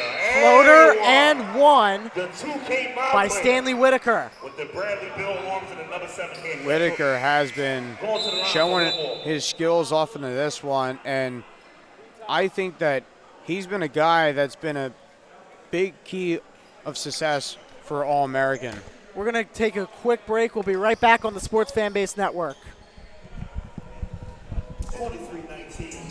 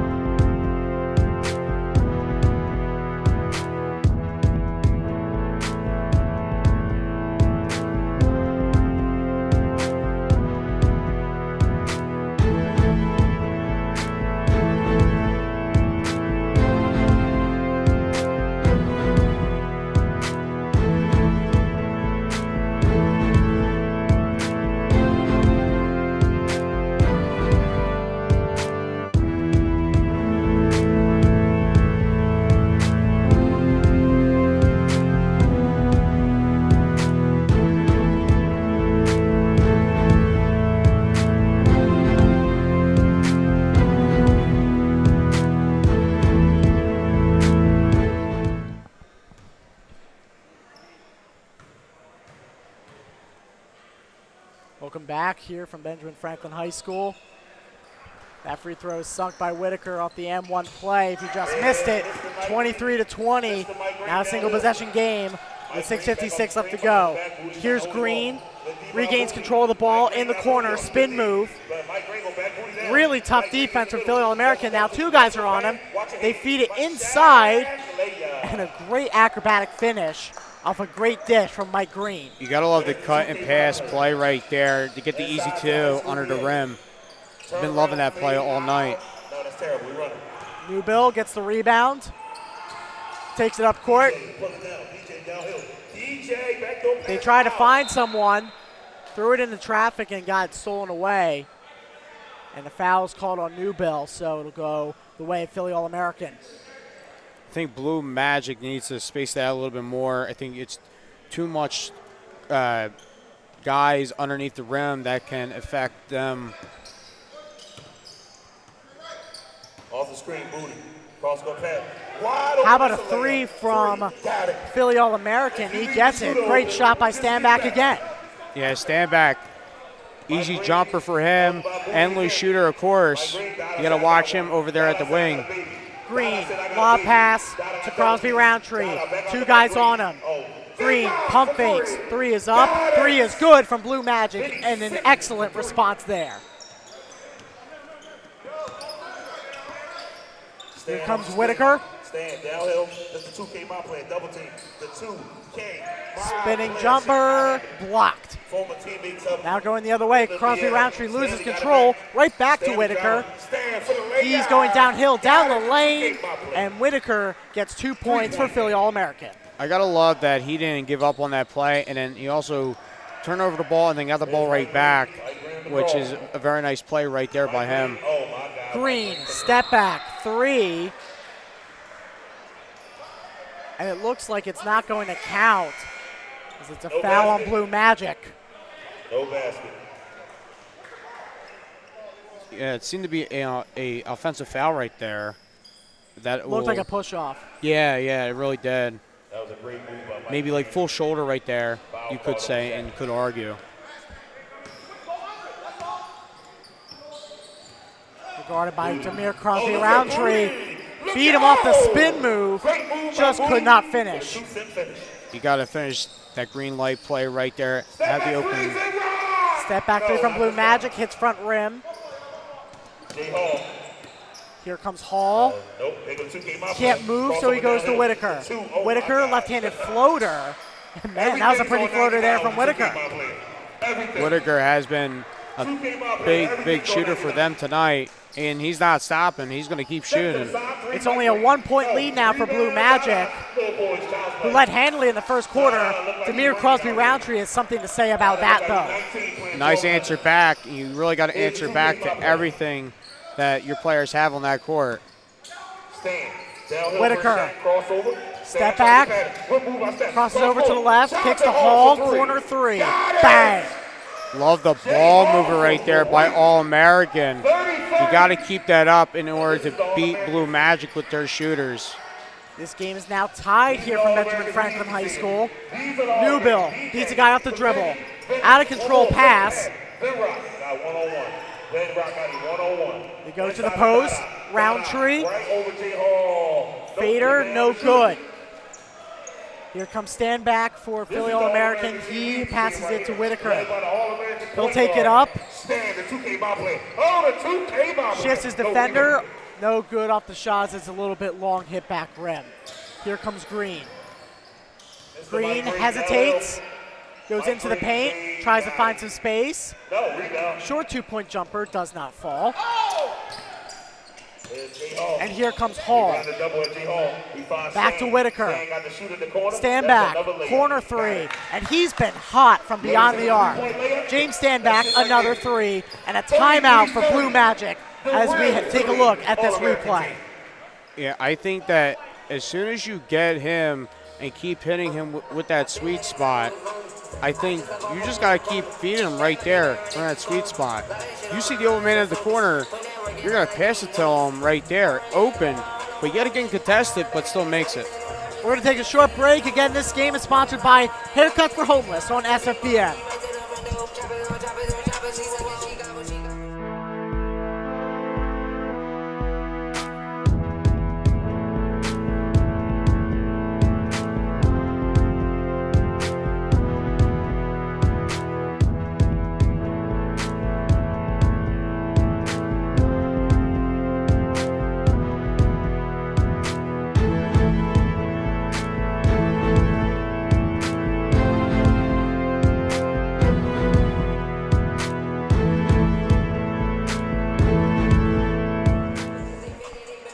After the break, it's Blue Magic 33, Philly All-American 30. Welcome back. Ben Hoyt here with Joe Clark. And in case you missed it, first quarter, Blue Magic had a very comfortable lead, but as we've seen in a lot of these games in the Brotherly Love Pro-Am, leads just tend to go away very quickly. Yeah, anything can happen. You see the 3-point balls shot like Jordan Hall right there. And endless shooters, of course, but great defense. As you said, Hall hits a big three there from the corner. Great defense early from Blue Magic. Stand back, three, heat check, no good. He had to get a heat check here, 4 in a row. That was an air ball there, so was a heat maybe check. no more threes for a little while, although he was very good from beyond the arc earlier. Yeah, you've been seeing a lot of open three-pointers that's been not going in, but although they've been keep shooting them. Hall, fader, good. Now Hall's hot. 38-30, 1:44 left to go. Here's Coates. He's guarded by Green. Back to Coates, pump fakes. Stolen by Mike Watkins, but couldn't gain control of the ball. We'll go right back to Philly All-American. I gotta love the defense from Blue Magic right here. I mean, the steals and the defense, that's what's been holding their lead up. And also getting their rebounds, the rebounding, and then the foul shots. Well, if Philly All-American keep fouling, I think that's just going to come in and key to that success within this first round. Pass to the corner to Coates. He drives the baseline, kicks back out. Guarded by Newbill. Open jumper, a little bit long. Coates gets the rebound. A little bit too strong on the layup. Here comes Jordan Hall. Hall spins and is fouled on the play. So with 40 seconds left in the half, and counting, it's 34-33. Yeah, he was heavily contested half court. Couldn't really do nothing, and then gets fouled. So just a reminder, Greta Shoestack, our sideline reporter, will be conducting a halftime interview. You don't want to miss that. That'll be coming up at halftime in just about 10 seconds here. So Watkins passes it long to Newbill. He's guarded very tightly. He shifts the defender, goes behind the back, and the foul's called as a defender reached in. And that's going to be time as we hit halftime. 34-33, Blue Magic in a close one here. But I think Blue Magic is going to be appealing for the shots, and they're going to get it. Yeah, and I do think so. He was heavily contested, yes, but I think he was really fouled right there, and I think that's a good call by the refs. And it looked like he did hit him on the wrist, so I could definitely see the foul call right there. Newbill sinks the first, 35-33. So Greta Shoestack will just have to wait one more moment for her halftime interview as he knocks down both. So now 36-33, your halftime score. And it looks like Greta Shoestack is getting our halftime featured player now. Before that, Joe, again, Blue Magic, the heavy favorite coming to this game against an 0-5 team, hasn't been executing early. No, they haven't, but I do think that Blue Magic has been spaced out the floor very well, having the cuts that they do need to make plays happen. But Philly All-American still into this one. We can't count them out just yet. So it looks like Greta Shoestack is with Demir Crosby Roundtree. Let's set it down to Greta. Greta? I'm Greta Shoestack here with Dada. How do you think your team did in the first half? We did a good job getting open shots. We just got to get better, be better on the defensive end, getting out the shooters and stuff like that. What's going to be the key to success in this game? Defense, just boxing out, getting rebounds, guarding these shooters, getting their shooters off the three-point line, knowing personnel and stuff like that, just to finish the game out. Awesome. Thank you so much. Good luck to you. Thank you. Thank you so much, Greta. 36-33 at halftime. Big performance by Demir Crosby Roundtree and gang. We'll be right back after this halftime break. Don't go anywhere.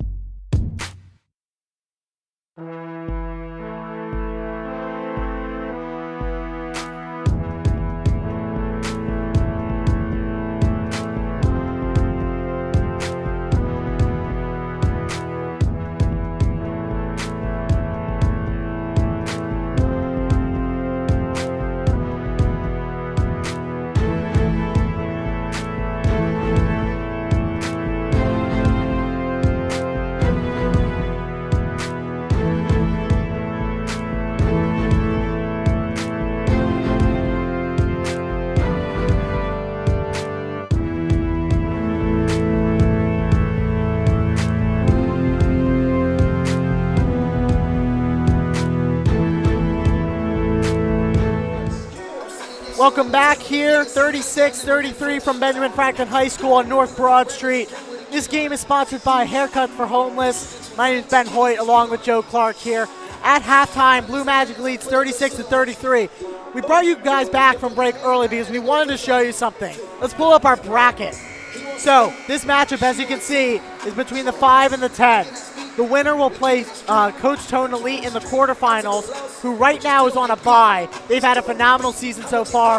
Whoever wins this game is up for a very tough test. Yeah, and they really are. I mean, Lou Leonard into this one, Coach Tone Elite. I mean, I see a lot of teams on this board. Anybody can take over this tournament, no matter where you are. When you look at Red Rose, when you look at all these teams, yeah, I mean, it's going to be a big, harsh battle, and there's going to be a lot of blood and sweat that goes into this, and it's not going to be easy. And we take a look at the bracket a little bit more. One game was decided between Chester and Brotherly Love. If you watched our first game, obviously you know Chester won. They will be playing Lou Leonard tomorrow in the quarterfinals or in the next couple days. We'll have to see what the matchups entail. Rec 6 is going to be our headliner tonight, playing Team Original. They have the opportunity to play Red Rose Thunder in the quarterfinals, whoever wins that game. All right, so we're back from Benjamin Franklin High School after a lengthy bracket explanation. Here's Whitaker. Tries to shift Roundtree off the dribble. Spin move, shot, off the front rim, no good. Here comes Mike Green. Down the court. Roundtree looked for the pick, but then pulled back. Here's Newbill. Inside the hall, into the post. He posts up, has a significant height advantage, but kicks it out anyway to Newbill for a better shot. No good. Here comes Malcolm. Kicks to the outside. So, yeah, that's one admission we're going to make is that Khalif Mears isn't playing tonight. We actually don't know the guy's last name. The guy at the table said his name was Malcolm. So we're going to call him Malcolm tonight if that's all right with you guys. Green lobs it up. Good. Mike Green, he's been a big captain on that Blue Magic squad, and you're going to see him acting like the playmaker right here on this court. Malcolm, guarded by Newbill. Kicks it to Lyons. With the acrobatics, off the glass, and one. Much needed there for Philly All-American. It's now 38-35. I got to love this. Playing it very aggressive over towards the rim. Trying to beat them at the basket. Couldn't. Gets the N1. You got to love it if you're Philly All-American into this matchup. Chris Lyons, earlier in the season, joined the Philadelphia squad as they beat Rucker Park. Had a great game then. He's continuing to show his dominance here tonight. We got third quarter, 8:10 left to go. Again down to 3 points. The lead has been down to 1. That's the closest it's ever gotten for Philly All-American. They go down the baseline. Newbill kicks it out. Watkins, 3. Splash from way past NBA range. Yeah, big man with the long ball, showing what he could do from long range. And just like that, Hall responds. It is 41-38. And another response from DJ Newbill. Back-to-back-to-back three-pointers being hit right here at Ben Franklin High School. Lyons throws down the jam, as he always does. Super athletic player. Now to 44-39, here's Green. Being double covered, being forced to the corner. Green, behind the back pass, Roundtree spins around and lays it off the glass. Love the pass underneath the rim to Roundtree. Hit your big man at all times, and you'll see magic happen for Blue Magic. Now the lead for Blue Magic is increasing. Let's see if Malcolm can do something about it. Off the glass, a little bit long. Hall couldn't control it. And it goes right back to the other Hall. Stand back, 3, just like he started. Very hot from beyond the arc. And there you have it. It was very well half court right there. Big range shot. Mike Green. Can't do nothing about it. In case you missed it, we said in the first half that he was on Micah Shrewsbury's squad at PSU. As he misses the floater there. Who's the director of player personnel. We have a lot of Penn State on this Blue Magic squad. We have Mike Watkins here tonight. We have DJ Newbill. And we also have Mike Green, who didn't play at Penn State, but was a big piece in their coaching staff this past year. Yeah, a lot of alumni and a lot of players here tonight playing within this tournament. And it's fun to see how a lot of local guys come in this tournament and do play, though. You also have a Penn State broadcaster here tonight. Yeah. And myself. Penn State all around. Penn State all around, for sure. Mike Watkins on the baseline. Up and under, and there it goes. Mike Watkins showing off his skills. 48-42, 5:36 left to go. Shot, 2-point range. It's good from Whitaker. They couldn't control that off-ball action right there from Whitaker, and you got to stop that. You can't let him get into three-pointer happiness out there beyond the arc. Newbill comes up a bit short. Whitaker waits for a teammate, finds Hall, top of the arc, 3, bang. 48-47, back down to 1. Philly All-American has endless shooters right there that Blue Magic needs to watch. Green, way short, and goes into the first row. So, looks like Blue Magic will bring in James Bell as we resume play with 4:44 left to go. Whitaker takes it slow. With a burst of speed down the lane. 2 shots upcoming for him. I got to say this. I think this is really good coaching right there from Blue Magic, bringing James Bell in, needed for the defense. And also, he could get the defensive and offensive rebounds as well. But also, the foul calls here by Blue Magic, if they keep fouling, they're going to get in some foul trouble. And I don't want to see that from their perspective. First free throw, no good, so they can only tie the game here. This could be a big game changer here, Ben. Absolutely could. For both teams, especially into this half. And our Elam ending in the fourth quarter for sure. If it remains this close, it'll definitely be interesting. Here comes Green, as it is now a tie game. 48-48. Green, 3. Off the back rim, into the hands of the other team. Coates passes inside, and 1 for Adoro. So now for the first time today, Philly All-American will take the lead with 3:23 left. Adoro has been acting like a big floor general, as I've been saying, and I've been repeating this. Driving baseline there, just trying to get something happening, going over there at the rim and making things bright for Philly All-American. Free throw's no good, so it'll stay a 1-point lead. Philly All-American gets the ball back. Drive down the lane, up at the left, and 1. Man, that's a dagger in the back of Blue Magic as a missed rebound turns into an and 1 play. This is the championship team right here. Some big plays here by Philly All-American. Have been loving it. Driving into the lane, getting the N1 call. I gotta love this from Philly All-American, and this is what they've been needing with Blue Magic into foul trouble. They're taking this into their advantage. Antoine Butler sings the N1 play.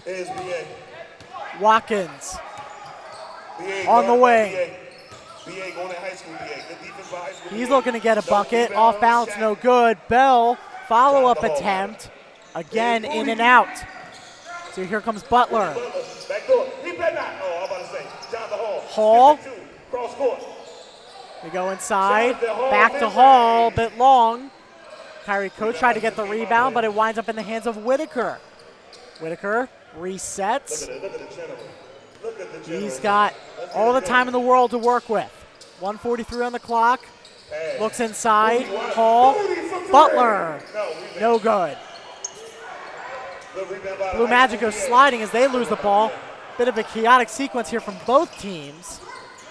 Go to Jordan Hall, J Hall. who goes behind the back J Hall. in the post, using his size to his advantage, and will get 2 at the charity stripe. I really got to say this. I think Philly All-American needs to space the floor out here so we don't have turnovers like this. And if you're going to get turnovers like this, then Blue Magic will just take this into their hands and try to get the foul call at the rim. And also driving into the lane and seeing everything from what Philly All-American has been doing. It has not been good, and that has not been the prettiest, but it has been working for them. So I think whatever they're doing on the floor right now and the plays that they have been making, just keep running those plays. 5 points has been the highest lead for Philly All-American today, as he misses the first. And we're going to call time before the second free throw. And it looks like we're going to go to a quick break. We'll be right back here on SFBN.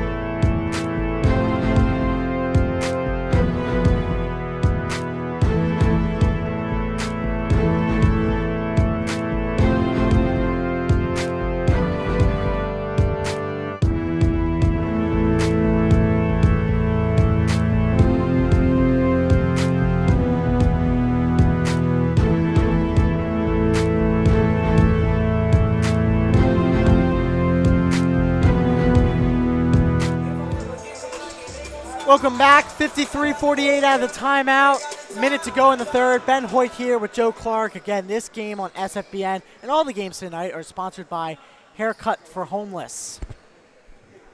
So one more here for Blue Magic. They missed the first. They're going to miss a second. Bell gets the follow-up rebound. Kicks it back out to Mike Watkins. Drives, stops, hesitates, and that's swatted away by Whitaker. And a foul is called on Bell off the fast break. Being very aggressive right there on that fast break, trying to get it down court, but couldn't. Then it goes out of bounds. And it looks like they're going to call this an open court foul. Looks like off the fast break, they're going to, they may get this ball back here. So 2 shots here, automatically off the fast break foul. And it looks like the refs are going to have something to discuss. It did seem like he was fouled half court. Yeah, but the problem is, was there a one-on-one opportunity with the basket? If there was no one between him and the basket, it's a no, they're going to take this back. I so agree on that one. Yeah, because it looks like there was a defender there. 54-48. 54-48, 40 seconds left to go. The All-Americans. I'm reading the jersey. 3, Butler, no good. Pulled in by Bell. J Hall step back. Hall, No, rebound. off the front rim. Last off Crosby Roundtree, and the VAR official is going to come and probably correct him. And indeed they will, so it'll go back to Blue Magic. Watkins, left wing. Hesitates. We're going to find some space in the paint. Nope, he'll take a shot. Follow-up rebound by Hall. 50-54. Here comes the 2K foul player. 7 seconds on the clock. Adoro trying to find space, and he walked. So 1.6 left to go. Blue Magic will get the ball back, but at this time, you got to chuck up a prayer. Go toward the basket, tipped by Whitaker, and that's the end of the third quarter. 54-50, an upset in the making here. We'll see in this fourth quarter as we'll be back on SFBN.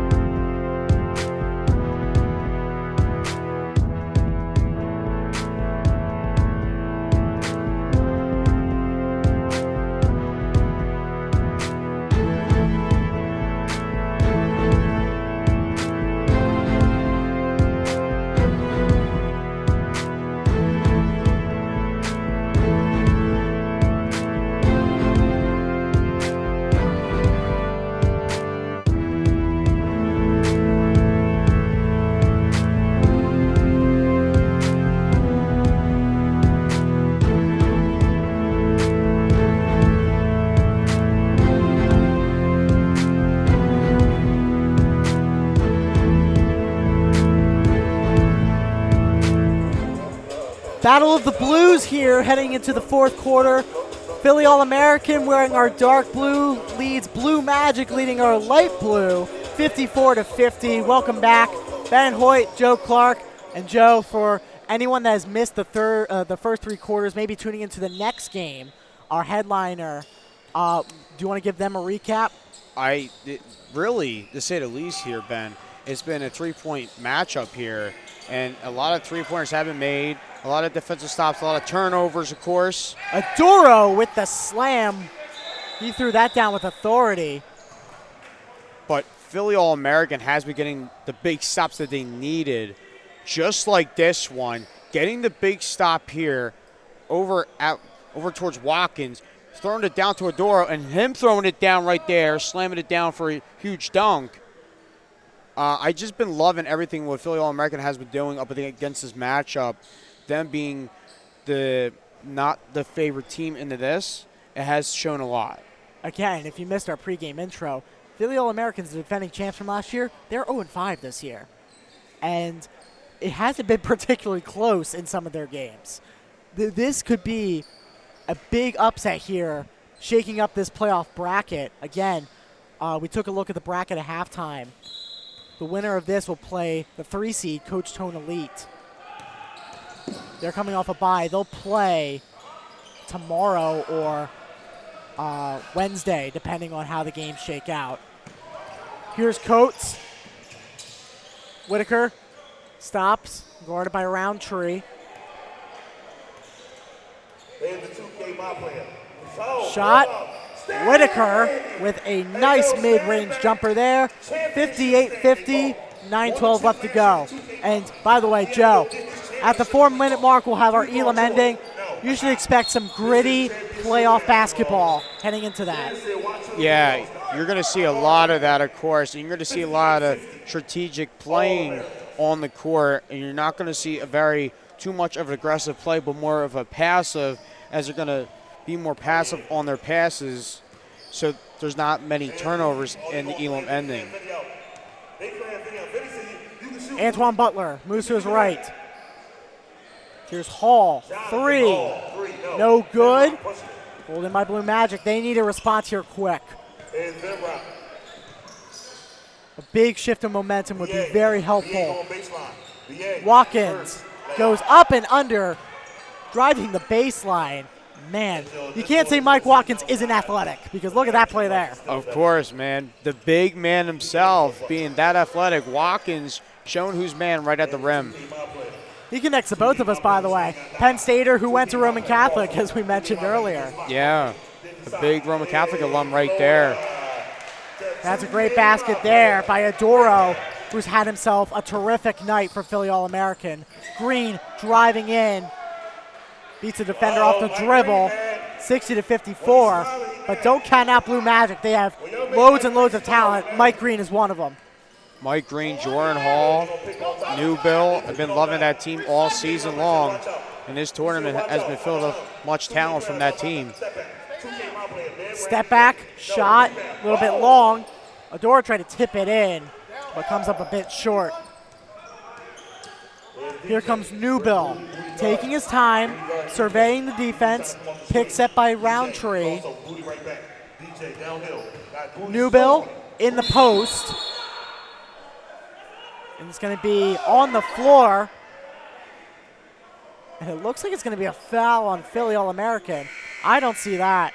Because take a look at this replay here. He drives in, loses control of his body, and pushes off with the arm. That's an offensive foul there. I disagree with that call completely. And you see some of the elbow right there at the end of the play that can be overturned, but it is not. We just don't have instant replay or a challenge.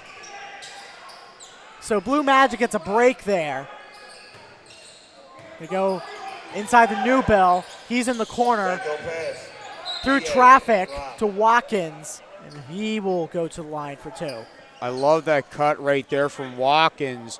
He's seen the open lane under the paint. He's seen the man spacing out. Roundtree spacing out the floor under the rim and tries to get a foul drawed. So before the free throws, we'll have a timeout. Again, you're listening to Brotherly Love Pro-Am Playoff Basketball on SFBN.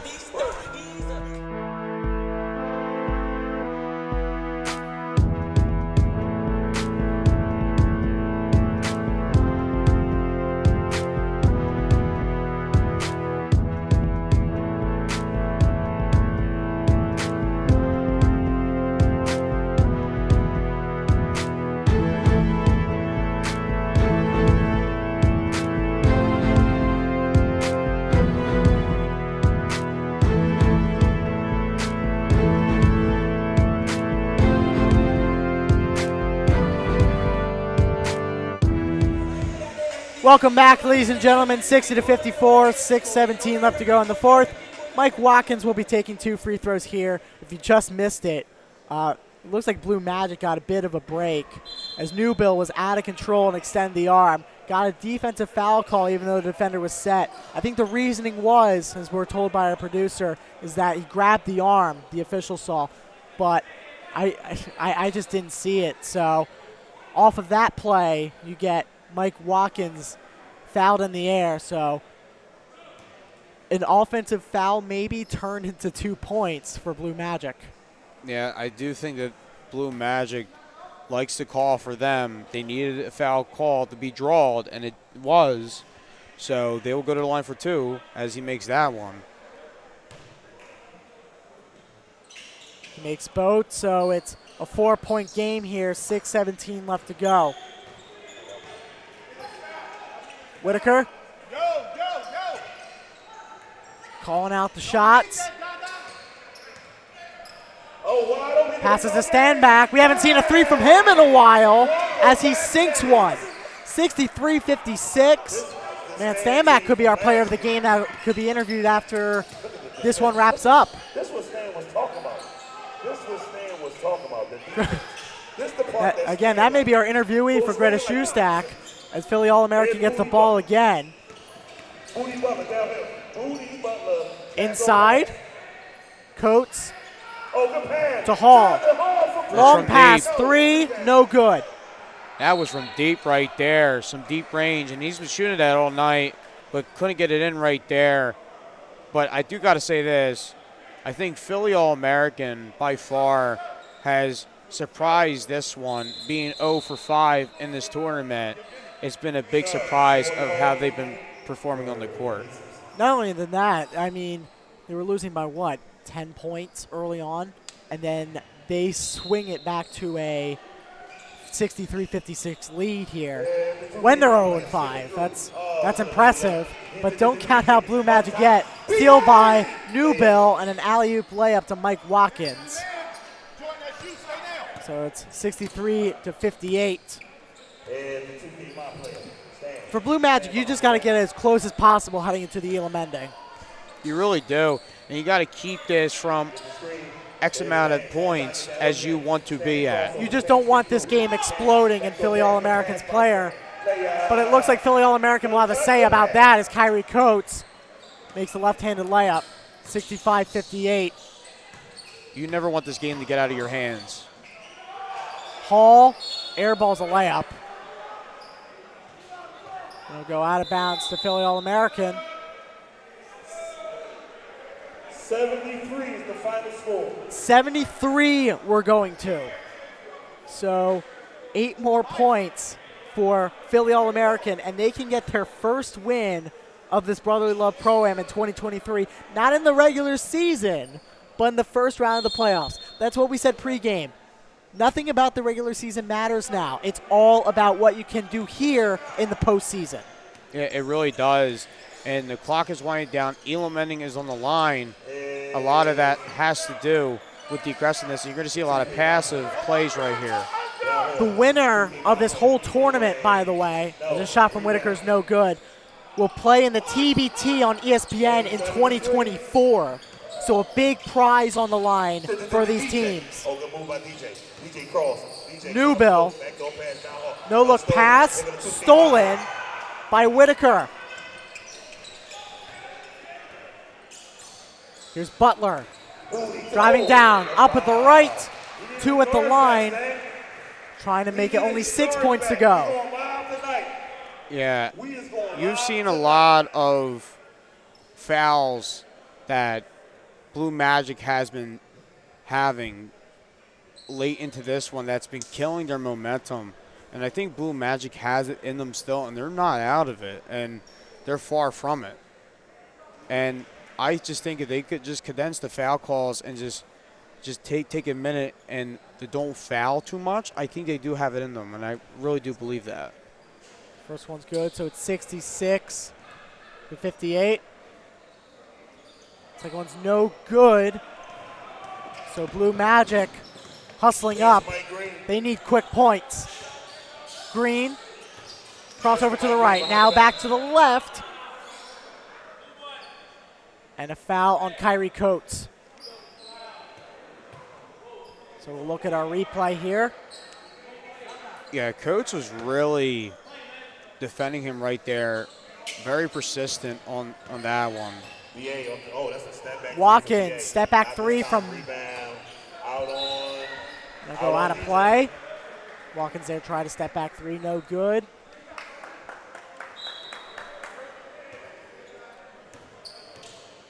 Philly All-American looking to be one step closer to 73. And when you get to the playoffs, everything's 0-0. You got to play your game in the playoffs. Oh my God, he left stand. Three. No rebound. good from Whitaker. Pulled in by Newbill. So now you got to execute for Blue Magic. DJ. Newbill. Cross Motions a teammate. Pass to Green. Mike. Guarded by Butler. Mike baseline. Mike on the back down. Mike Using his strength to his advantage. No call. Spins. Oh, Foul is called. They're going to try to get it to 60 here. Yeah, Blue Magic just trying to get into this. They're trying to get closer up against All-American and make it stressful for them. But I think Mike Green right here getting these foul calls for Blue Magic is just going to help them, and it really will be. And you've seen a lot with Mike Green. He's been a big playmaker for them into this tournament, and you can't count Blue Magic out just yet. Yeah, and especially with their replacement player for Khalif Wyatt this game, Mike Watkins, usually with Rec 6, who's playing next game. I mean, having Watkins is a big, big piece for Blue Magic tonight. Speaking of Watkins, he presses Whitaker. They go out to Hall. Stand back. Goes to the lane. Transition to the left, no good. 66-59. Can they get back into this? Newbill, just a little bit strong in the layup. Coates to Wall. Offensive foul, and Blue Magic can take advantage once again. Yeah, that was a really good call right there by the refs. A big offensive foul. It was a blatant foul right there. And you've seen that they were trying to draw a foul, but it turned into opposite hands on the court. But Blue Magic is going to get another chance at this one to make something very interesting. Too many chances. Game to 73. Watkins down the lane and one. Wow. Mike Watkins has brought them back into this game. They can get it to 62. That's just a crazy play right there. You even seen him, Mike Green almost fell backwards right there, hands it off to Watkins into the lane, and gets the N1. And I said this to you, Ben, they're going to need to hit their foul shots here and get the fouls, and they've been doing so. Back to 4. You gotta stop giving Blue Magic chances. Because one of these times they will execute like they did right there. But a foul is called on Blue Magic. Looks like he got him on the arm. 2 shots here for Philly All-American. Look at our replay. Yeah, and it did seem like there was a foul drawn right there by Jordan Hall. And it was a try to get like a double team right there to try to force a pass, but couldn't, and then fortunately. But here's the bigger problem. If you saw in the replay, Hall transitioned off Standback, exactly, who had a wide open 3, and was, again, that could be one step closer to ending this game. Missed the free throw, so couldn't quite take advantage there like they wanted to. Once again, 67-62. Mike Green with the ball. Green. Mike Green pump fake inside the Dada. Dada. Roundtree. Got it. 67-65. Back down to 2. Now a single possession separates these two teams. Once again. Butler.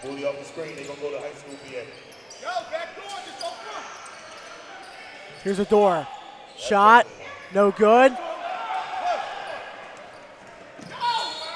Foul is called and 2 at the line to tie this game. What a comeback here for Blue Magic. They're playing this very well, and they're really trying to get these foul calls, and they've been getting them.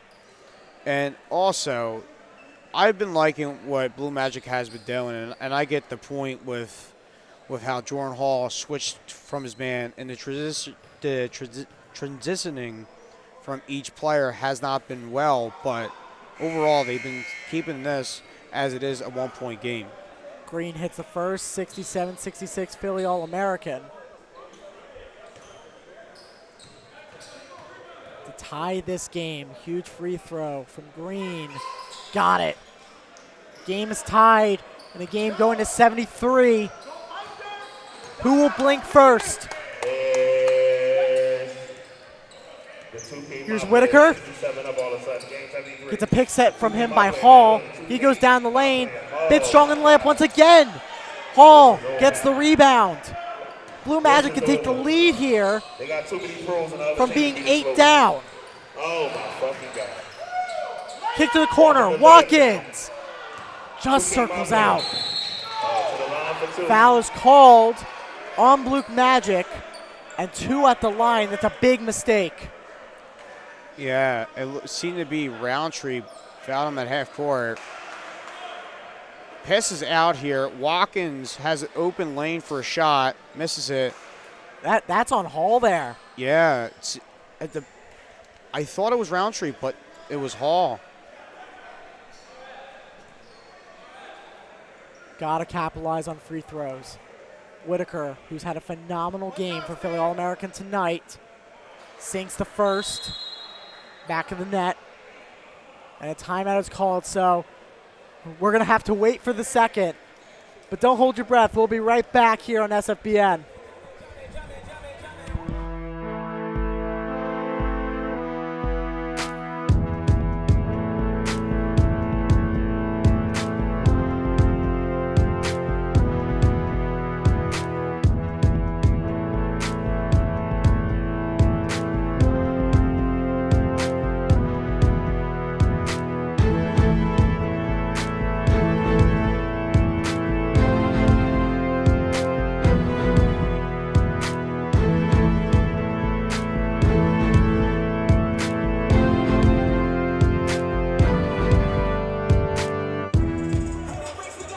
.67 and a game going to 73. Welcome back. Ben Hoy here with Joe Clark as Philly All-American leads by the skin of their teeth. We'll have one more free throw coming up. This one's huge, Joe. It really is. And going down to the wire here with foul shots, it's going to be very interesting to see if they can start hitting them to end this game. One more at the line from Whitaker. Perfect. Game goes 73, the 2-point game. Brothers. The atmosphere here at Benjamin Franklin's electric, going to this very close finish of a game. Newbill goes down the lane. The tie, bit strong. Crosby Roundtree couldn't control it. And this is a 2-point game. Whitaker looking to extend the lead. It's a big possession. He calls out a play. Kicks out, stand back. Up and under, and stand back. Makes it a 71-67 game. 2 points away for Philly All-American. Blue Magic has to react fast. Back to Watkins. Really need a 3 here. Watkins goes downhill with the contact. Now it's 71-69, but a basket can end this here and get rid of this winless drought for Philly All-American. Butler looking to eliminate Blue Magic. Whitaker, shot for the game. No good, follow up, no. Here comes Newbill, looking to tie it. Or maybe even take the lead here for Blue Magic. Green on the wing, taking his time, spin move. Great defense from Whitaker. He goes up, short, gets his own rebound right near the baseline. Pump fakes his shot, using his strength. Off the glass, no good. Tip-in, no good. Roundtree throws it down for the tie. Throwing it down here, making that statement. Tie game on the line. 71-71. The next basket ends it. Butler, guarded by Hall. Pick is set. Butler on the right wing. Going down the lane. No good. And a timeout is called by Blue Magic. They got it off. He called it right away as he's on the floor. No foul was called, but they get the timeout just in time. What a contest here from Ben Franklin. This gym has exploded. Blue Magic has made this an interesting one, tying it up and then getting the ball back on their defensive rebound, calling the timeout before anything happens. What type of play do you run for Blue Magic? Again, any basket ends this game. Who do you give the ball to? I wouldn't even know. It can be Jordan Hall. It can be Newbill. I think you've seen a lot of clutch shots from Newbill, so I would have to aim for Newbill here. But if you see a nice assist that you can give to one of your big men under the paint, like Watkins, for example, feed it to him and get him with the big slam under the rim. That could make a big statement to end this game. Ladies and gentlemen, are you not entertained? This is a 71-71 game, going up to 73 out of the break. Blue Magic has the ball, and they have great big men like Mike Watkins, Demir Crosby Roundtree. They've got great guards such as DJ Newbill, Mike Green, who can execute. This can be a great ending here from Benjamin Franklin High School. Can Blue Magic capitalize? Hall to inbound. Passes inside to Watkins. Full court press from Philly All-American. Watkins using his speed. Shifts the defender off.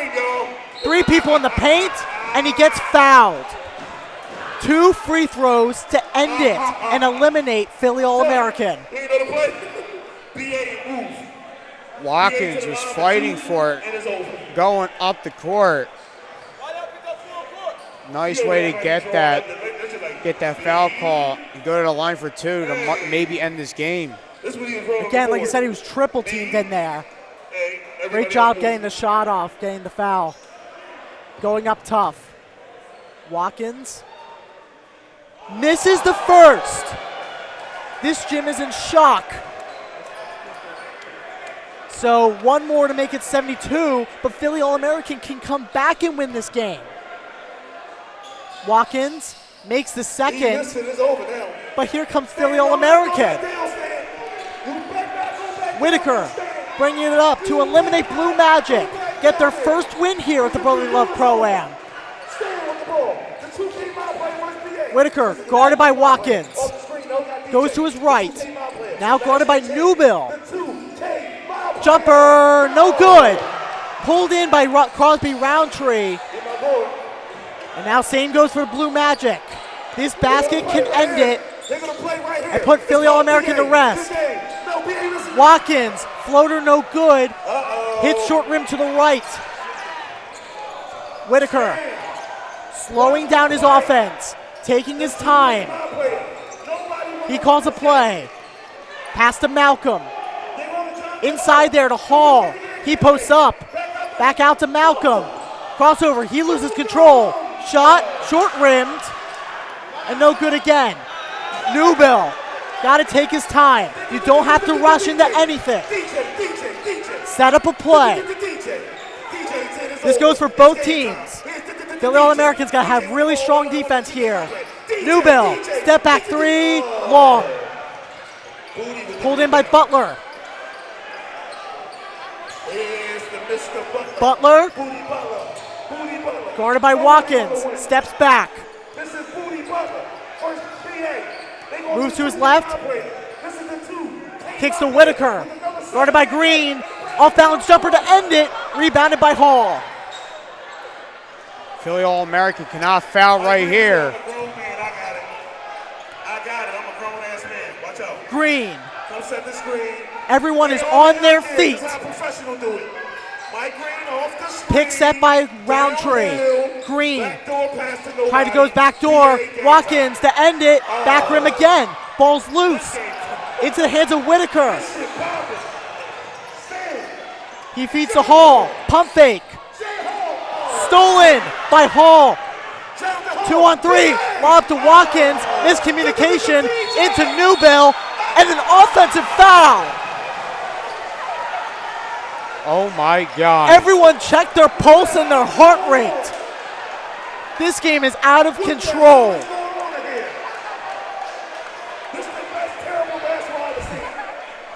Wow, let's take a look at this. Miscommunication there to Mike Watkins. Couldn't quite get up in time. And he leans into him to get the offensive foul. Just couldn't get nothing going right there. And this is a crazy moment here. Whitaker to go to Malcolm. This gym is electric. Shot. Win by Stanback. Nails it. James Stanback has ended this game and the hopes of Blue Magic. Philly All-American gets their first win here at a perfect time in the playoffs. Definitely do. Philly All-American making a statement. Being 0 for 5 in the tournament, winning it in the first round, getting that triple down. It's incredible how they did so. It was a battle up and down that court, but they made it. I mean, Joe, how do we even unfold this? That was just so chaotic. Our PA announcer said that was the best terrible basketball he's ever seen. And I would tend to agree. No one could capitalize. They're only one basket away. But who else but James Stanback, who's hit 3 after 3 in this contest to end this game. It just brought the defense. The defense has been electric from both teams all tournament. So we take a look. Greta Schustock is with James Stanback. Let's send it over to her right now. Greta, take it away. Man, it feels great. I told them three plays before that, give me the ball, I want to game it. And then they gave it to me, they had trust in me. What was going through your head in the final seconds? Honestly, it was a lot because we kept messing up on offense and giving them chances to win. But good thing we were stopping them and getting our chance to score as well. You guys think you have a chance of winning it all? I mean, every team's going to be hard, so it's up in the air. Awesome. Thank you so much. Wow. What a back and forth game. Everyone get a drink of water. You may want to slow your heart rate down after that one. Definitely a nail biter here from Benjamin Franklin High School.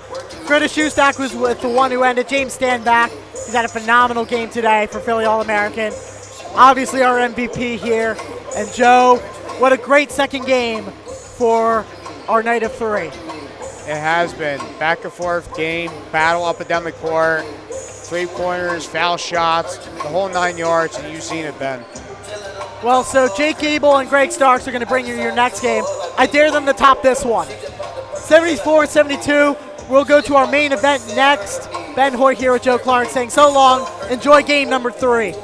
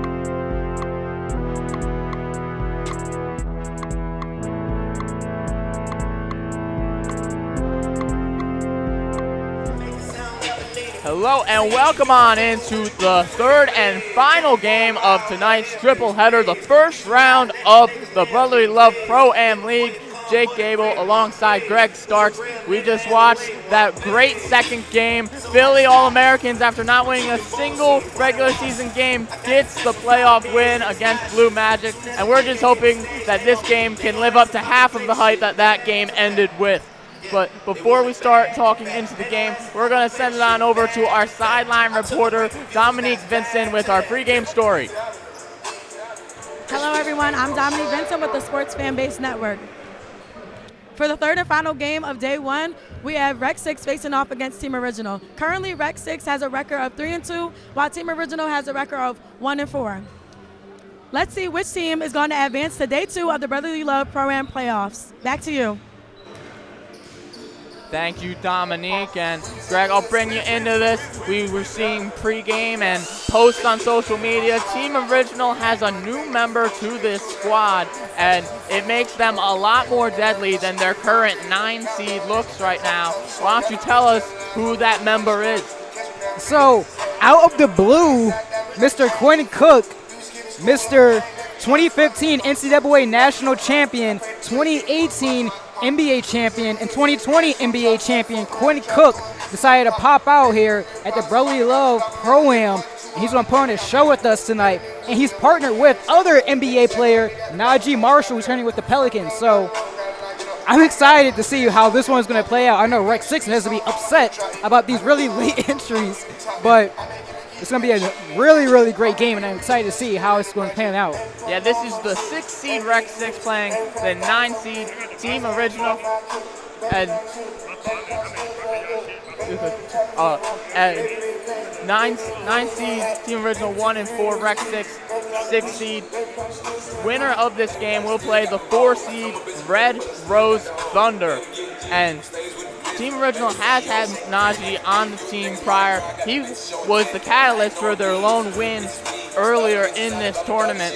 He didn't play all the first quarter, plays quarters 2, 3, and 4, ends up with 33 points to show just how good he is. That's how they got their lone win against the team we just saw win, Philly All-Americans. They won 77-70. But that's the only win they've gotten in this tournament.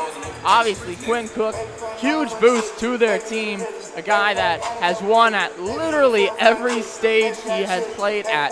But you know, you need some team chemistry as well, and we'll see if that comes together. Team Original is a DMV area-based team. Most of the players coming from the Washington, D.C., Maryland area.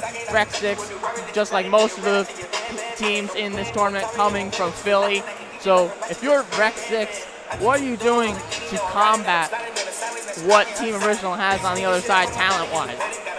So, talent-wise, I would say Team Original has the better talent. But Rec 6's advantage is they have that height. I don't think any team in this tournament can match up with their height and physicality. They have to use that to their advantage. 2, since they have their best player right now is probably going to be Quinn Cook, maybe even Akil Carr, who popped out, who has one of the best high school mixtapes we've ever seen. He's their number 4 for Team Original. They have a lot of small guards, so you want to make sure you get physical with them.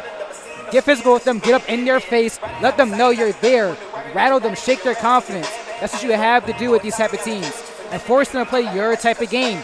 Rec 6 is physical. They're going to beat you up in the paint. They're going to force you to play physical. Continue to do that. If you're Rec 6, do not get out of your game plan and start playing to Team Original's game plan. Play within yourself, and then you'll be in this game. So we started a little late due to just how crazy that last game was. So we're going to head to a quick break here. Warm-ups are starting to wrap up, and then we'll be right back here for the start and tip-off of this electric and final game of tonight. Rec 6 taking on Team Original here on the Brotherly Love Pro-Am, presented by SFDM and the Haircut for Homeless.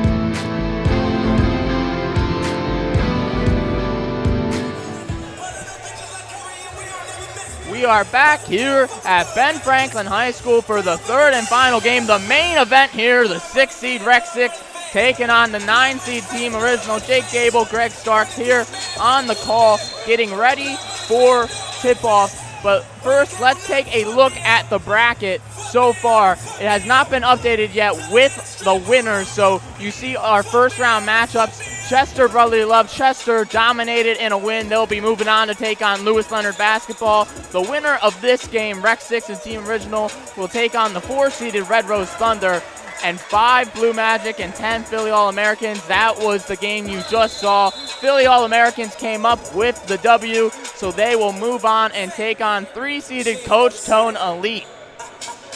And I will add, even though Philly All-American, 10th seed, the worst seeded team in this tournament, haven't won a game the entire regular season, they are a dark horse, as we just saw literally moments ago. They have the ability to go on a run. They haven't gotten blown out at all. They've had the lead. They've just blown a couple. So they are a dark horse, I think, to win this tournament and repeat. And the grand prize here, the winner of this tournament is going to win a bid to the TBT, the basketball tournament, for a chance to win $1 million next year, the 2024 TBT tournament, which is going on currently right now.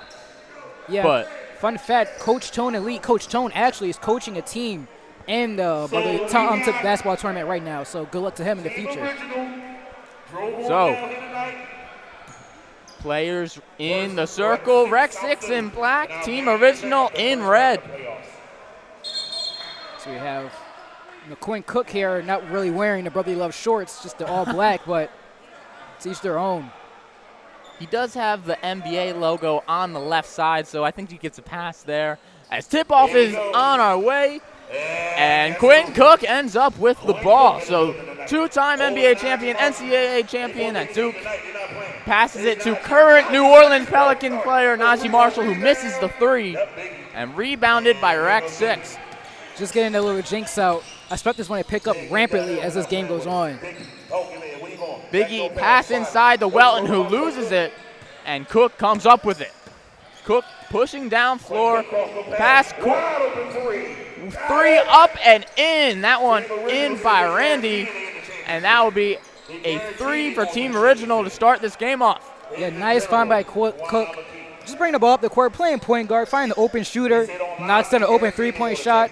3 up from McKee, no good on that. Fighting for the ball, that's going to go out, and that will be Team Original ball. And I noticed Rec 6 doesn't look as big as they usually do. Look like they have a smaller lineup on the court, so I wonder how Team Original will use this to their advantage and how this will work against Rec 6 or how it will work to their advantage.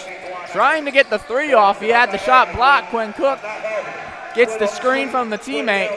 He's driving, passes out. 3 for Randy. That's 2 in a row. Randy just now showing up and hits back-to-back threes effortlessly. Pass to the corner. Wally Hepburn wide open, but he can't make the 3 to respond. Pass up ahead. Randy fighting for it. He'll end up with it and then have it stripped. Ref discussion. And it looks like they're gonna. It's gonna stay Team Original's ball. Yep. So Quinn Cook going to check in. Well, not check in. Check the ball in. And pass out. Randy with the up top. Pass over, stolen by Biggie. Biggie driving all the way to the rim and gets the left-handed layup to go. Yeah, nice steal leading to easy offense for Rec 6. Had to take advantage of those fast break opportunities with the talent on Team Original side. So Rec 6 finally on the board. Team Original trying to expand the lead early in the first quarter. Najee Marshall shot up and in, showing off his shot-making skills. Pass up ahead. Tyreek Riddick from 3, no good. But Welton comes down with it. Welton putting it back up and in, and Rec 6, 4-point game. Yeah, when you think of Rec 6, you often think about Mike Watkins. Quadra Welton is another one of these underrated players for Rec 6. He's a dominant force in the glass and in the paint. So a player you want to look into for Rec 6. Long 3, no good. Rec 6 rebounds. Pass up ahead. Riddick. Sidestep 3, and he drains it. Riddick from 3 He was the player of the game in Rec 6's last game. He scored 20 points, hit 5 threes, and looks like he's getting off to a hot start tonight with that one. Only a 1-point game here. Even though it felt like Team Original has been in control, it was only a 1-point game. Step back three, no good from Akil Carr. We'll get to him more later. Another one of the stars on Team Original as Wally Hepburn puts up the layup and takes the lead for Rec 6. Now a detriment for Team Original is that, yes, they have a lot of talent, but they haven't played together like Rec 6 has. Rec 6 has its chemistry, Team Original does not, so this could be a crucial determining factor in this one. Najee step back three in the left corner and drains it. But what a shot from Marshall. But Jake, sometimes talent just takes over like that. A converted step back three-pointer, and he just knocks it in. 9-11 to start off this exciting first quarter. 6:13 left in the corner. Looks like we have a stoppage over in the far corner. Didn't look like there was any foul call, perhaps just some fans getting a little bit too close to the court as we are back into play. And a foul on the pass into Welton. Yeah, nice cut by Welton. Getting space, nice find. Actually beat Marshall to the backdoor cut. All Marshall has to do is foul him at that point. As we look at this replay. You see Welton just cuts right through to the paint. Kind of caught Najee Marshall napping there. Going right at the Pelicans player. Quaddy getting the two right there and ties this game up. Quinn Cook with the ball. Passing over to Marshall. Marshall three from up top, no good. Welton with the rebound, but he's going to pass it right back to Marshall. Yeah, who gets right it to Cook. Cook pull up three, no good. Akil Carr almost 5'6" and almost grabbing that board. So Hepburn with it at the top. Here's Biggie with it. Posting up, spin move, puts up the shot, no good. Rebounded by Team Original. Pass over to Carr. I almost thought that ball was going to hit our monitor, Jake. Carr fake pass inside, and getting the layup to go is Torrey. So the highlight play there from Carr. You see why Team Original brought him in. Yeah, nice pass. Torrey almost smoked the layup, but got the friendly roll for it to go in. So a foul there will stay Rec 6's ball. About 4:30 left. Hepburn with it up top. Pass over to McKee. McKee going to take the three. Way short on that one. Screaming at himself, frustrated that he was short on that. Even though it's short, Rec 6 has always kept Team Original within striking range. They are not letting Team Original take over this game. That's what you need to do as an underdog. Carr looks like some miscommunication, throwing a lob, no one to catch it. Pass up to Hepburn, who gets the layup to go. Looks like a sloppy turnover there. I believe Randy thought he was giving out to the end down passing, but I guess the ball was live and he just turned it over. So a sloppy turnover there for Team Original. Reddick taking the corner three, can't get it. McKee fighting for it, but Team Original comes up with it. Pushing the other way, using that lightning speed, Najee Marshall. But the ref waves off the basket, foul on the floor. So Najee Marshall getting fouled there. We'll see. That should be a side out of bounds since it was not on the shot. We'll take a look. Yeah, so you see Marshall running down the court. Yeah, it looks like it was a take foul there. So the coach trying to argue for an and one call, but I do see a referee in the far right of your screen puts up the one. It is an and one, so they talk it over, decide it was on the shot. So Najee Marshall's layup will count. And if you're wondering why the score is 14-13, there was a point taken off on one of Najee Marshall's three in the corner when we had that stoppage. They're checking to see if it was a 2 or a 3. So that's why they're at 14 instead of 15 right now. But they could be up to 15, and they are. So all that for nothing, I guess. Marshall knocking down the free throw. And You know, free throws are really, really crucial in basketball. As we saw in the last game, Blue Magic missing 2 free throws that could have won him the game. And the foul there on the shot from Biggie Minus, and he'll be taking 2 at the line. So free throws on both sides. Take a look at the foul here. Sean Biggie on Quinn Cook. Just got him on the arm as he's going up. Good call by the ref. Well, the motto of this league is bring your game, not your name. And Biggie going right at the 2-time NBA champion, Quinn Cook. And he has the size advantage. Cook standing at just 6'1". Meanwhile, Biggie standing at 6'3", 6'4". So taking that height advantage and getting 1 free throw to go. He missed the first free throw. Rebounded by Torrey. And pass out to Randy. So 1-point lead here for Team Original in a great first quarter. 3, no good, contested. Yeah, that was a smart shot there. Contested step back 3-pointers. Really low percentage shot there. Team Original needs to look for better opportunities on their offensive possessions. Hepburn with it. He'll take the step back 3, and he'll be way short on that one. Carr's weaving right through the defense and putting up the jelly roll layup up and in. Akil Carr may only be 5'6", but he is quick and he is extremely shifty, and that was on full display right there. And then right back at you, Biggie Minus putting that one in off glass. So Carr getting to work. He'll put up the shot, but no good on the 3. Biggie has been the catalyst for this team so far. He puts up the shot and gets it to go and 1, and the crowd goes wild. And you know, Rec 6, it's crowd favorite usually. Biggie with that behind the back. And you saw Quinn Cook there making a case to the ref that he actually stepped out of bounds, but he did not. Gets to the rim and finishes.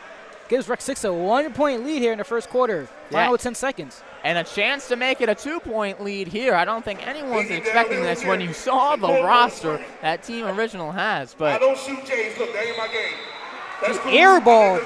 airballed a free throw, and you rarely see that ever. You see him look over to the scorer's table, smile at us after that. So 30 seconds left. Rec 6 still has this lead in the first quarter. Marshall driving, kicks out. Torrey for 3. No good. Whoa, almost a jam there.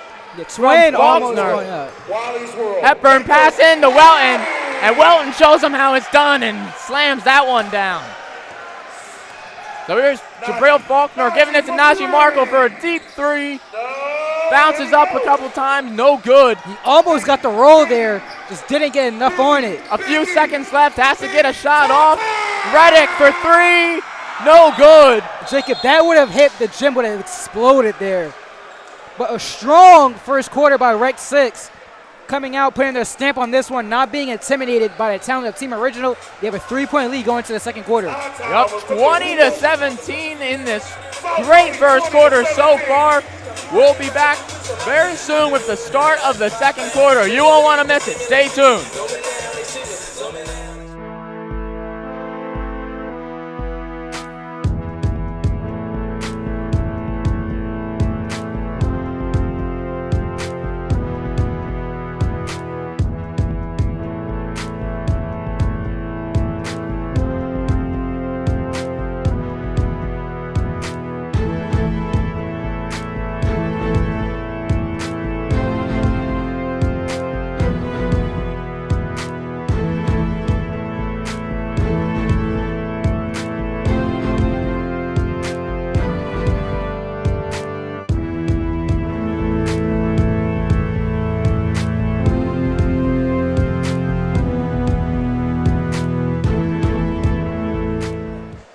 We are back here for SFBN, the Brotherly Love Pro-Am, third and final game of this triple header, the main event. The 6-seeded Rec 6 out to the lead on the 9-seed Team Original, 20-17 after the first quarter. Team Original might have the big names, but right now Rec 6 leads. The Rec 6 just playing their game there. They're just outplaying Rec 6 at the moment. So Najee Marshall with it, the current New Orleans Pelican, getting fouled on the drive. Foul on Wally Hepburn.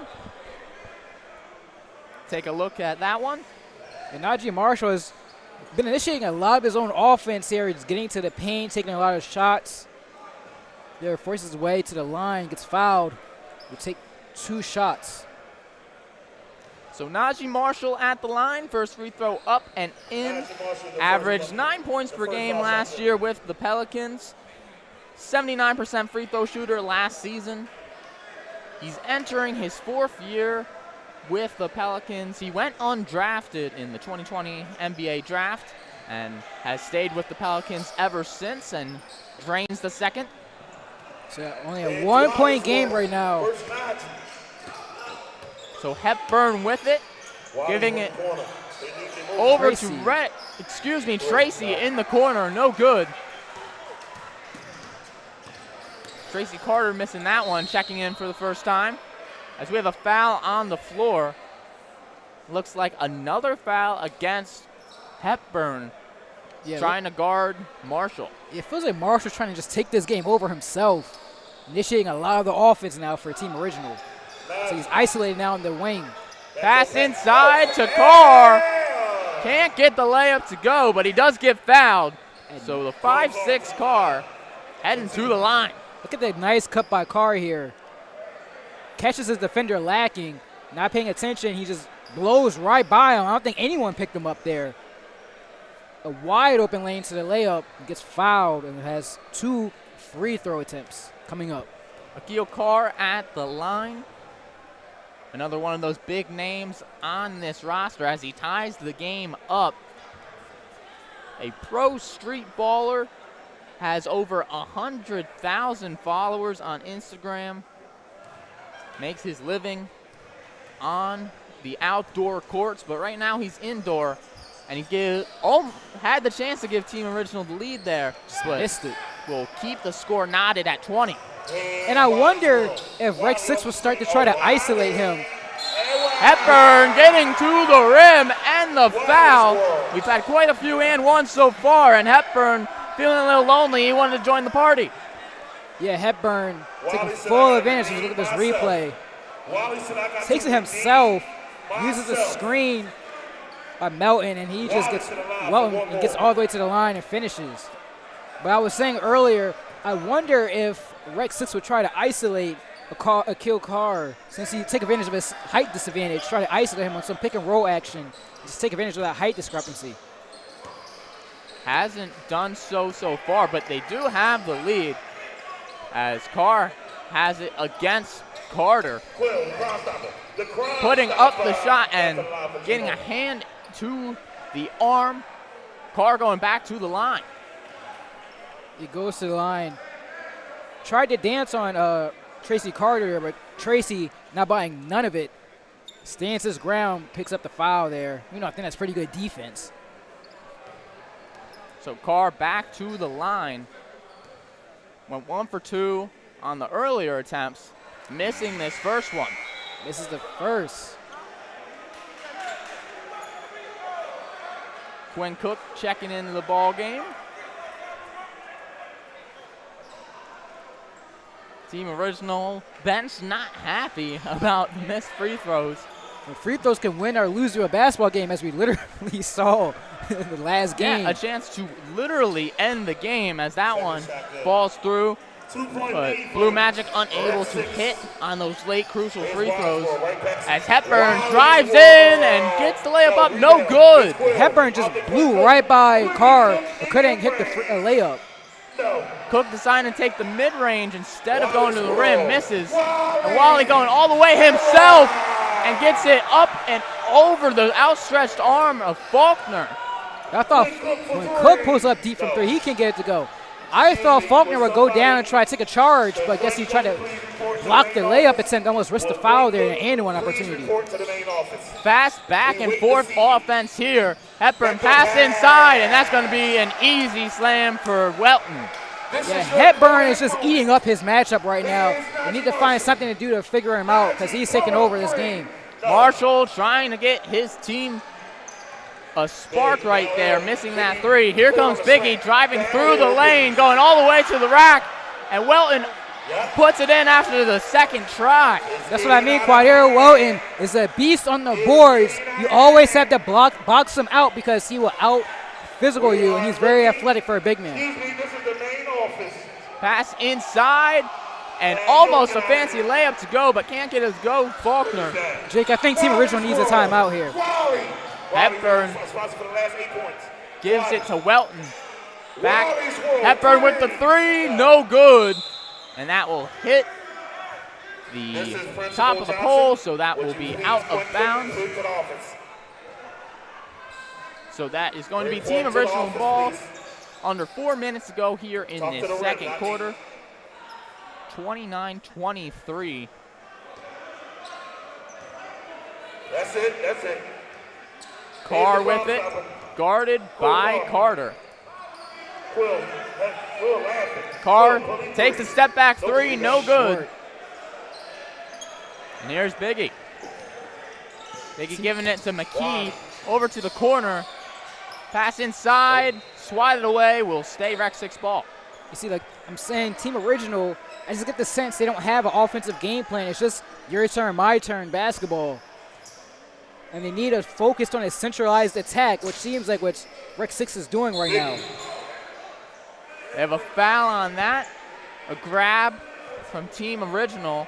That was Tristan Quinn. Thompson picking up the foul. That is not the Tristan Thompson that we know of, but picks up the foul. Anyway. Trying to go back to the same exact thing, and well, you do the same thing, you get the same results. Another foul, trying to get it to Biggie. Looks like the defenders have swapped. You got Quinn Cook on Biggie now. What are we doing? Now it looks like, yeah, Biggie was gonna throw the ball, and he's like, McKee's like, what are you doing? Go get the ball. You just got fouled twice in a row. So they're doing the same exact play right now.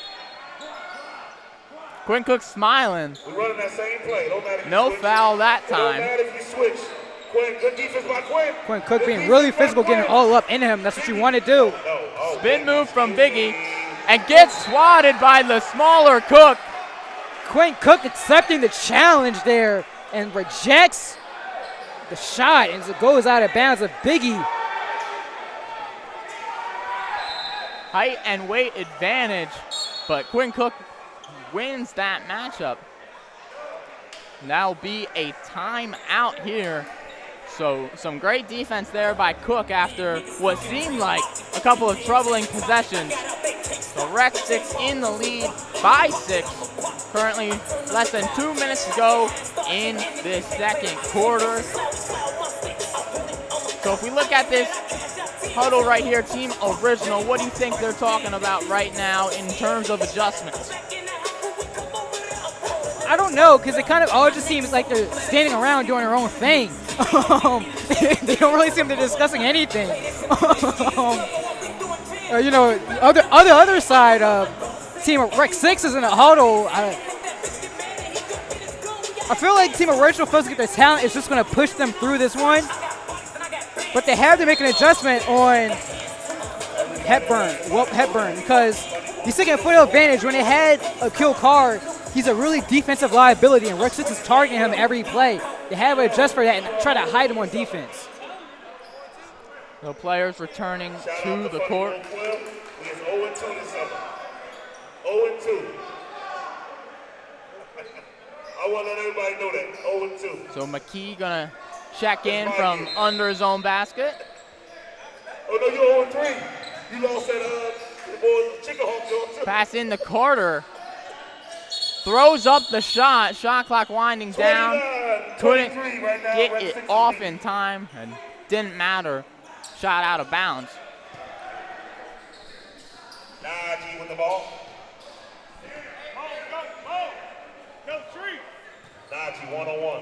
So Najee Marshall with it at the top, sending players away, gets the screen anyway. Up top, takes the three, and gets fouled Really on the late shot. foul call. If I had to guess, and I'm assuming we're getting a replay here, I'd watch the feet because it looked like he might have came in the landing area of Marshall. Looks like he did a little bit, kind of impeded his landing ground.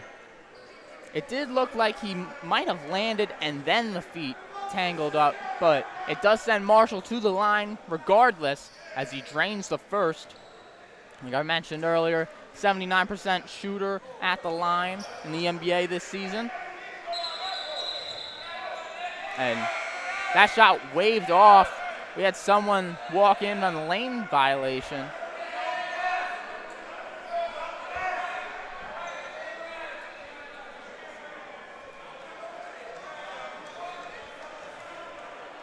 Looks like they're not going to count that one.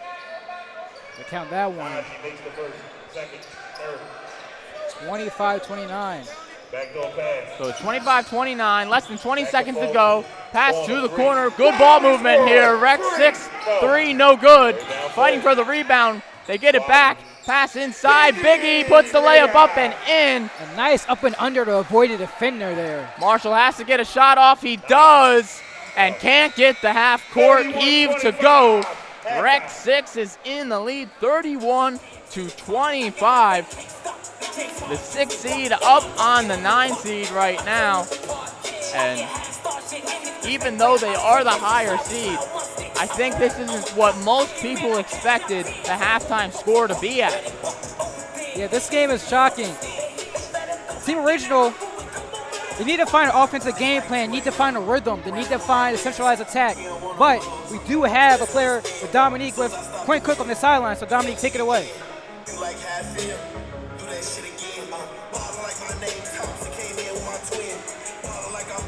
Hi, I'm Dominique Vincent, and I'm here with two-time NBA champion Quinn Cook. Everybody wants to know what made you come out here tonight. The bros, they got a team. Najee, Sean, they got a team, so I just pulled up one time. As a professional athlete, what do you think about the talent on the court tonight? Oh, it's competitive. Anytime you come in Philly, it don't matter where it's at. If you're in the professionals, amateurs, AAU, outside, you're going to get the best. So I love Philly. Thank you. What are you expecting from the game tonight? We got to win. We got to get a win. We down. We got to get a win. Thank you so much. Back to you. That was Dominique Vincent with Quinn Cook on Team Original, who currently trail 25-31 after the first half. So we'll head to a break here at halftime and be back for what looks to be an exciting second half here for the Brotherly Love Pro-Am, SFBN, and presented by Haircut for Homeless. Stay tuned.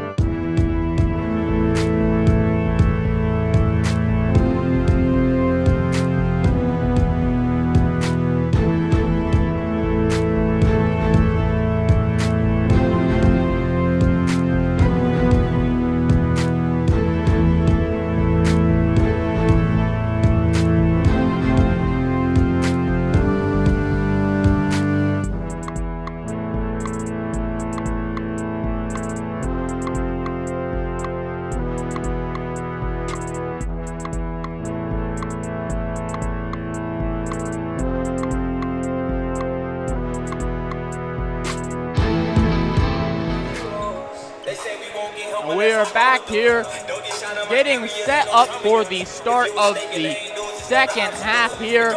6 seed Rec 6 taking on 9 seed Team Original in the first round of the Brotherly Love Pro-Am playoffs. Rec 6 out to the 6-point lead here. The winner of this game will take on the 4 seed Red Rose Thunder. Jake Gable, Greg Stark, sideline reporter Dominique Vincent calling the game here. The main event, third game of the triple header here on the first night of the playoffs for the Brotherly Love Pro-Am. Some first half stats. We got Najee Marshall leading the way for Team Original with 10 points. Akil Carr had 6, and so did Randy. And then meanwhile for Rec 6, Quadir Welton with 10, Wally Hepburn and Biggie 9 points each. Yeah, this game looks like about to get underway for the second half action. But, Jake, would you say you're shocked how that first half went? I would say I was slightly shocked of how rusty Team Original kind of came out. I was. I think so far, going off solely name and what you expected based off talent that they've shown at pro levels, you'd expect Team Original to be way ahead in this game. But I think chemistry and playing in this league before is really showing how important it is. And we have Taiwan McKee up against Carr, driving through, putting up the floater, and gets fouled. And like we saw in the first half, targeting the 5'6" Carr on defense seems to be the game plan for Rec 6. Yeah, Carr is a smaller man. They're just getting him isolated and just blows right by him. All I can do is just pick up the foul there. You're going to have to hide him on defense, means probably just playing a zone, not man-to-man. So McKee making the first. McKee was played in the Legends game at the All-Star break here, Brotherly Love Pro-Am. Named one of the Philadelphia Legends. The 37-year-old, one of the oldest players playing in this tournament, drains both free throws and extends the lead to 8. Pass up to Randy, pass over to Quinn Cook, wide open in the corner, and I don't know how your defense doesn't find him. They left Quinn Cook wide open. Maybe they mistaken him for J. Cole, because some people have done that before, but they left him wide open for 3, and he sinks it, but right back comes Wally Hepburn and Rec 6. This is the and 1. And right there you can see the crowd in that shot as we get this and 1 replay. Hepburn putting up the wild shot, gets it to go, nothing but net. But this is a primarily Rec 6 crowd here. This is basically a Philadelphia versus Washington, D.C. game as Team Original comes from the DMV area. But Quinn Cook putting up the layup, no good. Looks like Cook is putting on a second gear in this second half. Yeah, just put a little too little on that layup, but they get a foul. You got to argue how come they get a foul down on that end. The Team Original, their argument is they don't get the foul call on their other end. So we'll take a look at this foul. This was Reddick with the ball.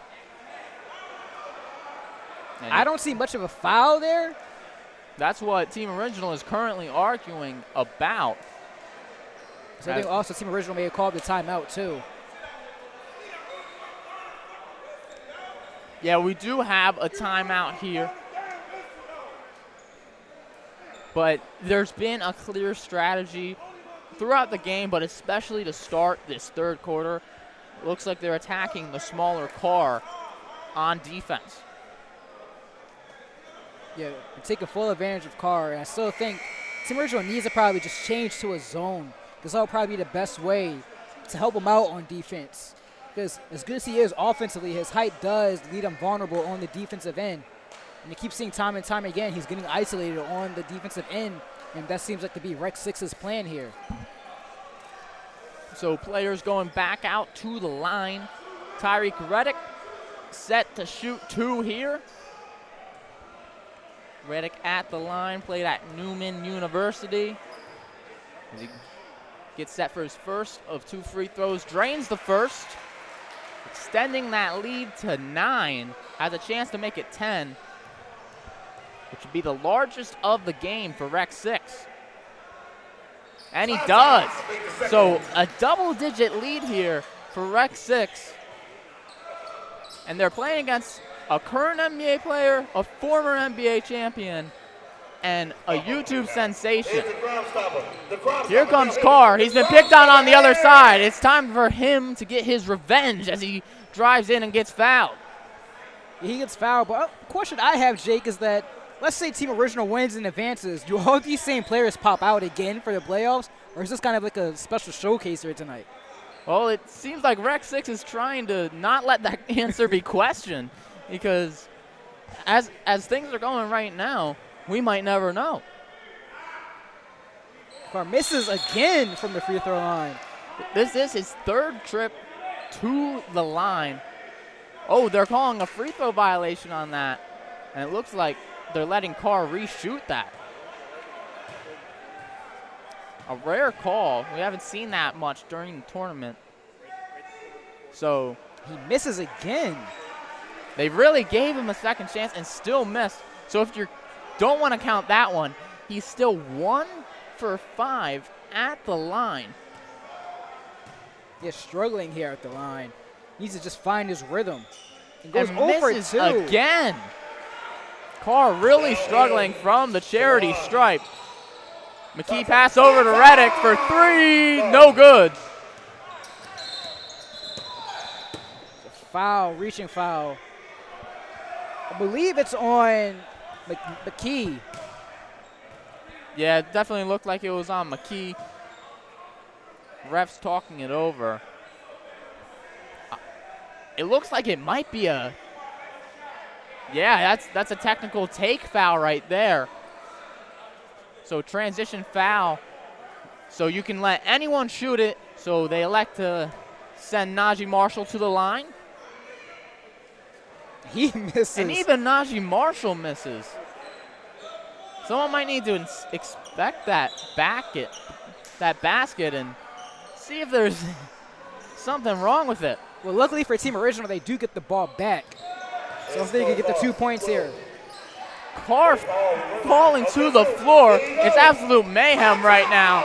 And Reddick can't handle the pass. He does drive baseline, however, and puts up the layup. Rec 6 extends the lead to 12. Yeah, Rec 6 is putting on a show right now. Quinn Cook with it up top, guarded by McKee. Spin move, puts up the mid-range, but misses way left.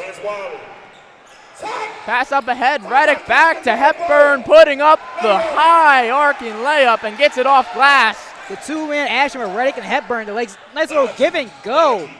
And a nice block by Hepburn. Oh, a late whistle there.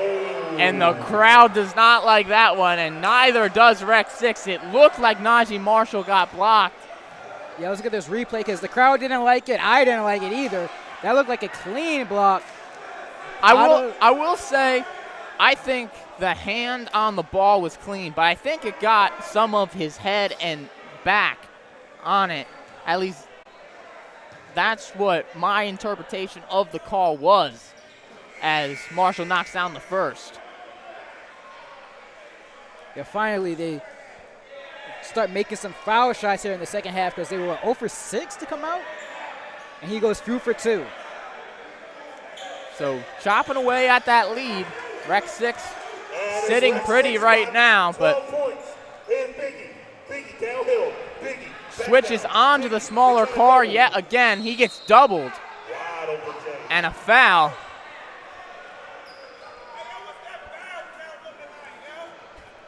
A lot of fouls being called lately, but you saw the offensive attack there. It was a clear switch onto Carr, but they don't switch that time. Biggie passing out. Hepburn with it, going up against Marshall, and gets fouled on that one again. They're calling a lot of fouls here in this one. And Team Original's getting more and more aggravated with each call being made. You see the coach here, his arms stretched out. And the problem with that as well, it seems like with every team, the more you get frustrated with these foul calls, you play more physical on defense, and it can even lead to even more foul calls as Hepburn makes the first free throw. One big difference in this game so far, Rec 6 has made the most of their trips to the line. And the original needs to find an answer soon. Some funny business going on at the far side of the court. You see Quinn Cook in the corner. He was hiding behind one of the security guards trying to get open for three after the free throw, but you have a layup there from Team Original anyway. Team Original needs to get some stops on defense, but that's not. That is certainly not doing it. Quadir Welton getting yet another dunk here. Almost a steal here. Fancy pass over to Marshall. Marshall getting to the lane and fouled. Marshall has spent a lot of time at the charity stripe, and he's going to spend some more time there. Yeah, Marshall's just been forcing the issue when it comes to his offensive game. The little fancy pass by Randy. Marshall gets by Hepburn. There's contact there.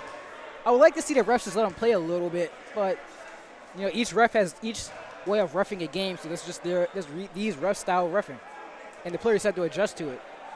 They do seem to be calling it on both sides as well, though, because Team Original is at the line currently.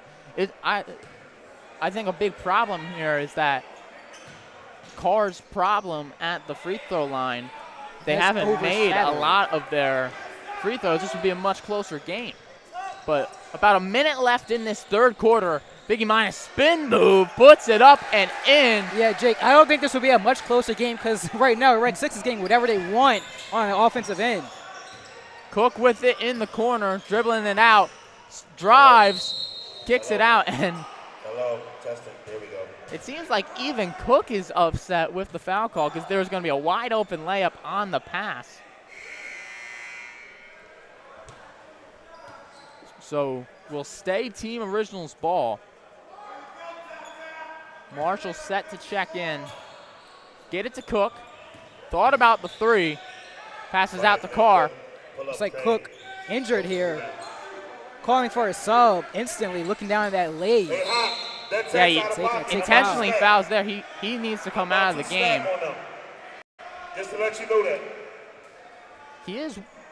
He's walking gingerly, but it doesn't look too serious, hopefully. We'll keep you updated on that status, but that would be huge.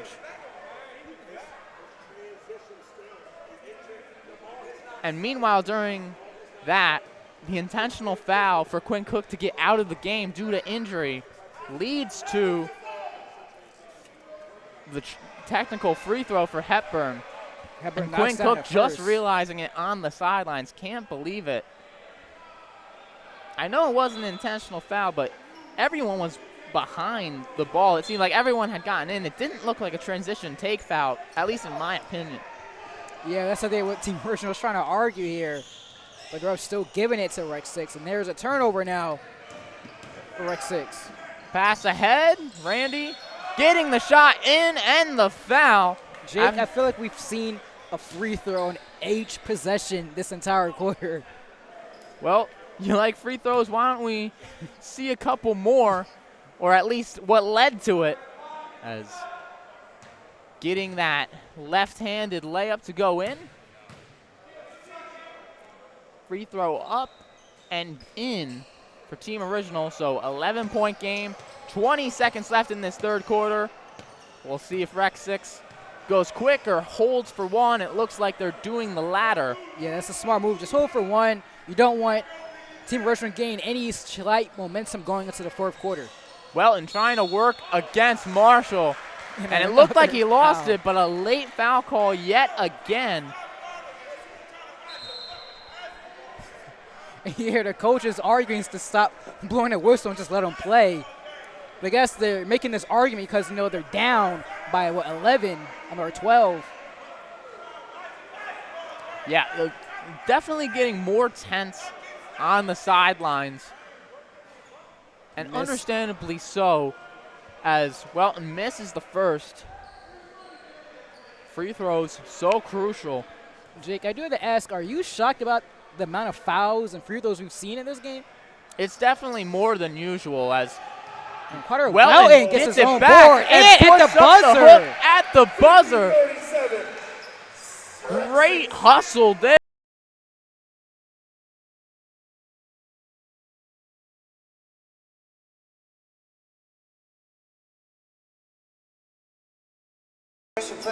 Using his hook shot, he's been doing that all tournament long, and he gets that one to go, so that will make it a 13-point lead for Rec 6 here over Team Original at the end of the third quarter. We're going to take a break and be back for the fourth and final quarter coming up soon here for Brotherly Love Pro-Am presented by SFBN and Haircut for Homeless.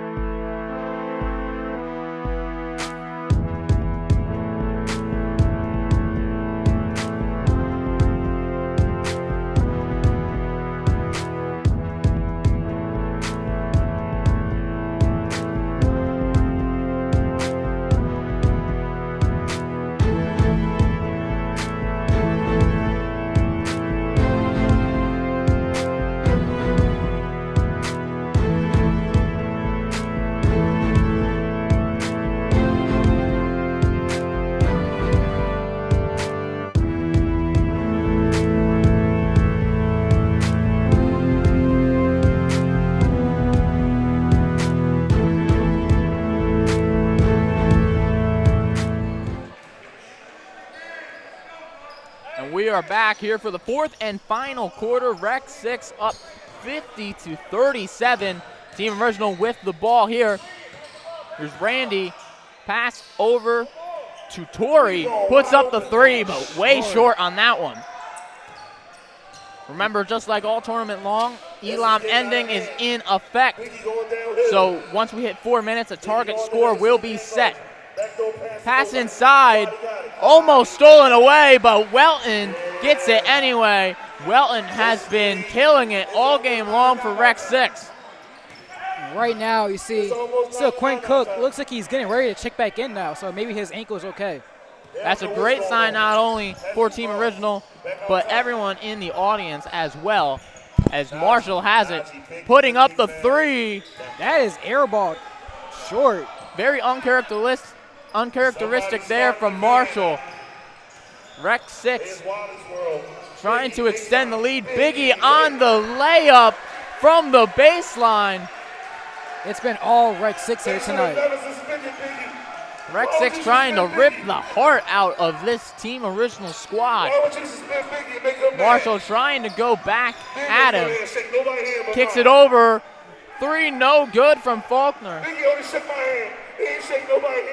Marshall not even getting back on defense either. Biggie gets through the lane and puts it in. The crowd favorite, Biggie, and extending the lead. Marshall didn't even get down on the other end on defense. It was a 4-on-5 on defense.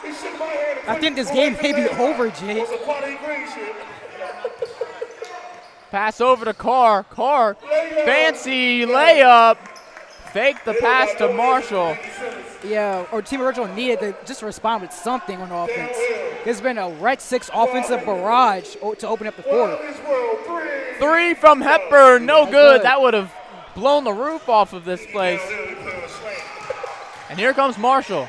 Pass over to Faulkner. Puts up the three, and that's in. And that stops the bleeding. 56-42. And looks like we have a timeout here. Yeah, timeout here. Not sure who. It seemed like Team Original called that one. Team Original, they need. The offensive power is there for Team Original. That's not the issue. It's their defense. And defense is about effort, and they're not putting in enough effort to cover up the cuts and the screens that Rec 6 is doing. So Original needs to find their pride deep down and start taking over. Yeah, Rec 6 is playing with a lot of momentum and confidence. As I'm looking over to the sideline, Najee Marshall is absolutely gassed right now. I don't think he sat a single minute of this game. And it's starting to show in their transition defense. Not everyone getting back for that. You saw Marshall on one of the baskets not even getting past half court for that. Meanwhile, Rec 6 playing with a lot of energy. They hold the 14-point lead here. Oftentimes when you have all the momentum, that adrenaline boost just hides your fatigue. And right now, all the momentum's on Rec 6's side, so Team Original needs to find a way to just break their momentum. So Rec 6 due to check in, get it into Biggie. He's been the star of this fourth quarter so far, guarded by Quinn Cook. He blows right by him and gets the layup to go, the reverse. What a move by Biggie. That could be a fact that maybe that ankle is bothering Quinn Cook because he really didn't move at all in that one. After he misses the three, hop step, but gets blocked on that one. Rare sight, getting used to those shots going in.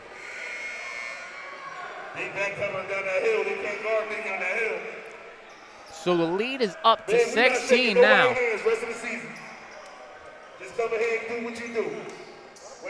Pass inside and on the backdoor cut.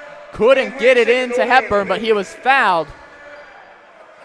The foul calls did seem to slow down here in this fourth as we get a look. The inbounding call. Inside the quality one-on-one with Najee Marshall. Quality got Najee. Right there, well, and he gets the friendly bounce to go in. Welton has been cooking from that right block all game long. Been one of the leaders for this Rec 6 team, but the step through from Marshall can't get it. Just everything going wrong for Team Original right now. As Biggie puts up the layup, gets his own miss, and puts it up and in. Rec 6 right now is just out hustling Team Original, now a 20-point lead in this one. Quinn Cook with it all the way at half court. Takes the three, can't get it. Fighting for the rebound. Team Original gets it. But Marshall didn't go up with the layup. Here's Tristan Thompson, he misses everything. Rec 6 has ripped the life out of this Team Original team. And the layup is no good, but they do get the foul call. Rec 6 showing a very impressive performance so far and trying to show that they can win this tournament. Yeah, Rec 6 is it's probably one of the most well-rounded teams in this tournament, and they're not a team to be messed with. But missed free throw there for Rec 6. Yeah, that one not going in, but luckily for Team Original, with the Elam ending, you can't just drain this clock out. Rec 6 does have to earn their points as they get another one right there. Yeah, but Jake, I'm looking at the body language of Team Original. It just looks like they already accepted defeat. Cook with it, gets it to Carr. Carr puts up the shot, no good, but goes to the line.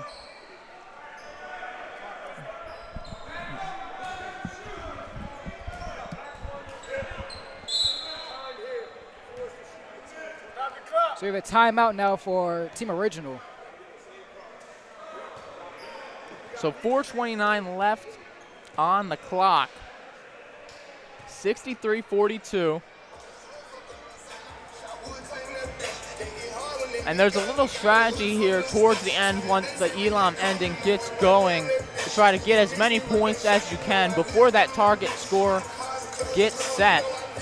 Because then it's just whoever gets to that wins. But it is certainly going to be a mountain for this Team Original team to climb. Yeah, and you can look at their team. They have the offensive talent to probably make a comeback here, but like I keep saying, their offense isn't the problem. Right now, their defense and their lack of just effort, they aren't hustling for the boards. When the ball is on the ground, they aren't diving for it the way Rec 6 is. Rec 6 just wants this game more than they do. That's what this game is boiled down to. So returning to the court are the players. Carr going to the line. If you remember earlier in this game, one of the storylines, Carr has been struggling 1 for 6 at the line so far. Let's see if he can shake those woes. He knocks down the first one. It is a blitz tonight. Please join my live tonight with me, Sean, and Coach Stan from the All-Americans. Yeah, Jake, even our PA announcer is kind of promoting himself now, so it feels like even with 6 minutes to go, he's going 9-9 now time. Even with the Elam ending, it is possible for him to come back, but right now this game. Wiley's World with the ball. And it looks like Quinn Cook might get checked out of this game as well as we hit that 4-minute mark. Well, he hasn't been moving well since he came back in. I think that ankle is still giving him issues. Fouled on that.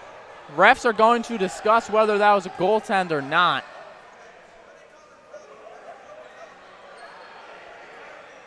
Some discussion here. Not sure if it's even on the shot either.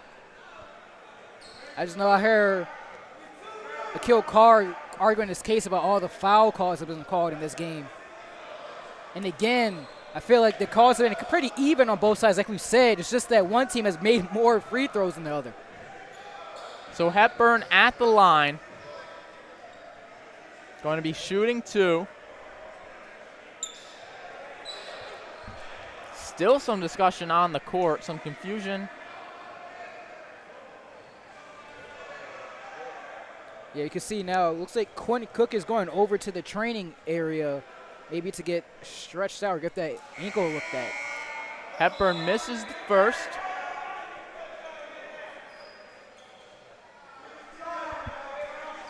It looks like Cook is taking off that shoe. He went right to the trainer. So Hepburn missing the first. Second one up and in. So back to 20 points for the lead. 72. So the target score has been set 72. First team to it will win as Carr gets fouled on that driving layup attempt.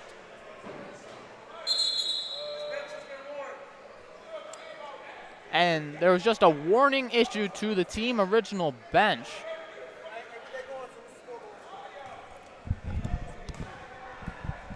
So no technical there, but it looks like they've been warned as the first one is up and in. Team original up to 45. Right now it's just Rec 6's chemistry, I feel like, is just kind of taking over. Their hustles are taking over. So we still have a little stoppage here. I wonder what the stoppage is about. Looks like the refs pointing that Team original needed 2 guys in on the line.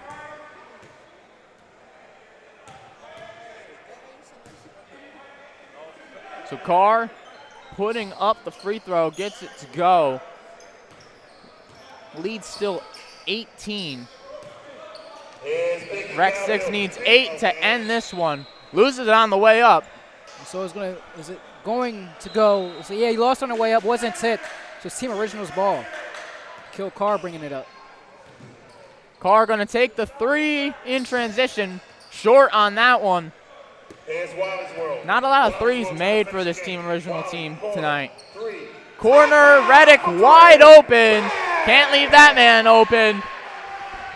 He hit 5 threes last game. That's his second tonight. And Rec 6 only needs 5 more points. Carr fouled on that drive. We'll go back to the foul line. Kill Carr, he is really fast, and you see his speed at which he just gets to the lane. Blows by a couple of Rec 6 defenders there, but picks up the foul. We'll go to the line. Shooting 2. So Carr did make his last 2 after struggling early on, but misses there. Commentator's curse, Jake. You just jinxed him. I apologize to Carr and any Team Original fans, players, personnel. Did not mean to jinx it. I'll let Greg talk the rest of the way through this. Yeah, so Kill Carr's shot is up, and that is no good. All right, it wasn't my fault. It wasn't my fault. And pass stolen. Some unexpected full court defense there. 3-pointer up, no good, and out of bounds goes over the backboard. Rec 6 only needs 5 more to win. Welton passing into Biggie. Biggie had 9 in the first half and really exploded in the second half, trying to get the pass into Welton, who is fouled. and you hear the coach screaming again, "Stop blowing the whistle." Not every word he said, but I had to paraphrase. I don't think that was a direct quote there, but we'll act like it was. We're family friendly here on SFBN. So Welton to the line. He has struggled at the free throw line so far. He missed both of his last 2 free throws, but ended up getting his own offensive rebound and put it up anyway. So he did get the 2 points, but misses that one. Welton does have, I've noticed, an interesting free throw shot. His feet seem to just tiptoe at the end as he drains the second. 4 points away from winning is Rec 6. Tracy Carter tries to steal that one. Pass inside to Twin, he gets it to go. It looks like Rec 6 now is in mode where they're not really playing defense. Yeah, saving all their energy for offense, getting it to Carter. Pass over to Reddick. And back to Biggie. Biggie driving, spin move, puts it up, gets his own rebound. That's the effort plays I'm talking about. He's always had so many second chance opportunities off points. The alley-oop attempt didn't get the dunk, almost got the layup to go, but this could end it. Najee Marshall pretends to play defense, but it was for naught as Rec 6 blows Team Original out of the water here, 72-48. And Rec 6 will move on to the second round and will take on the 4-seeded Red Rose Thunder. And Team Original has been eliminated. Meanwhile, Rec 6 heads closer to that championship where the winner will get a bid to the 2024 TBT tournament. Yeah, this one, I thought the action for Team Original will pick up just because of their talent, but Rec 6 never did. They literally ripped their hearts out with this performance. Never let them have a sniff of having a win in this one. And another surprising thing, this was a 6-point ball game at half, and then that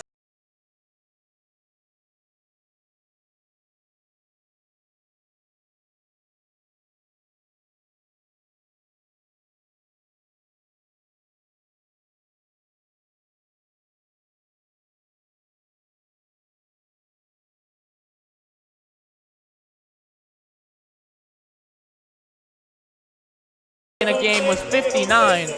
They only scored 48 in this one. Yeah, we see now looking at Quinn Cook, he does have ice over that right ankle. So hopefully that ankle is okay. You never want to leave here with the injury.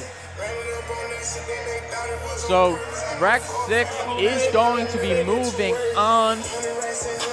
And we are going to be sending it over to our sideline reporter, Dominique Vincent, who is with the player of the game, Deshaun Biggie Menace. Hello, everyone. I'm Dominique Vincent here with Biggie Menace.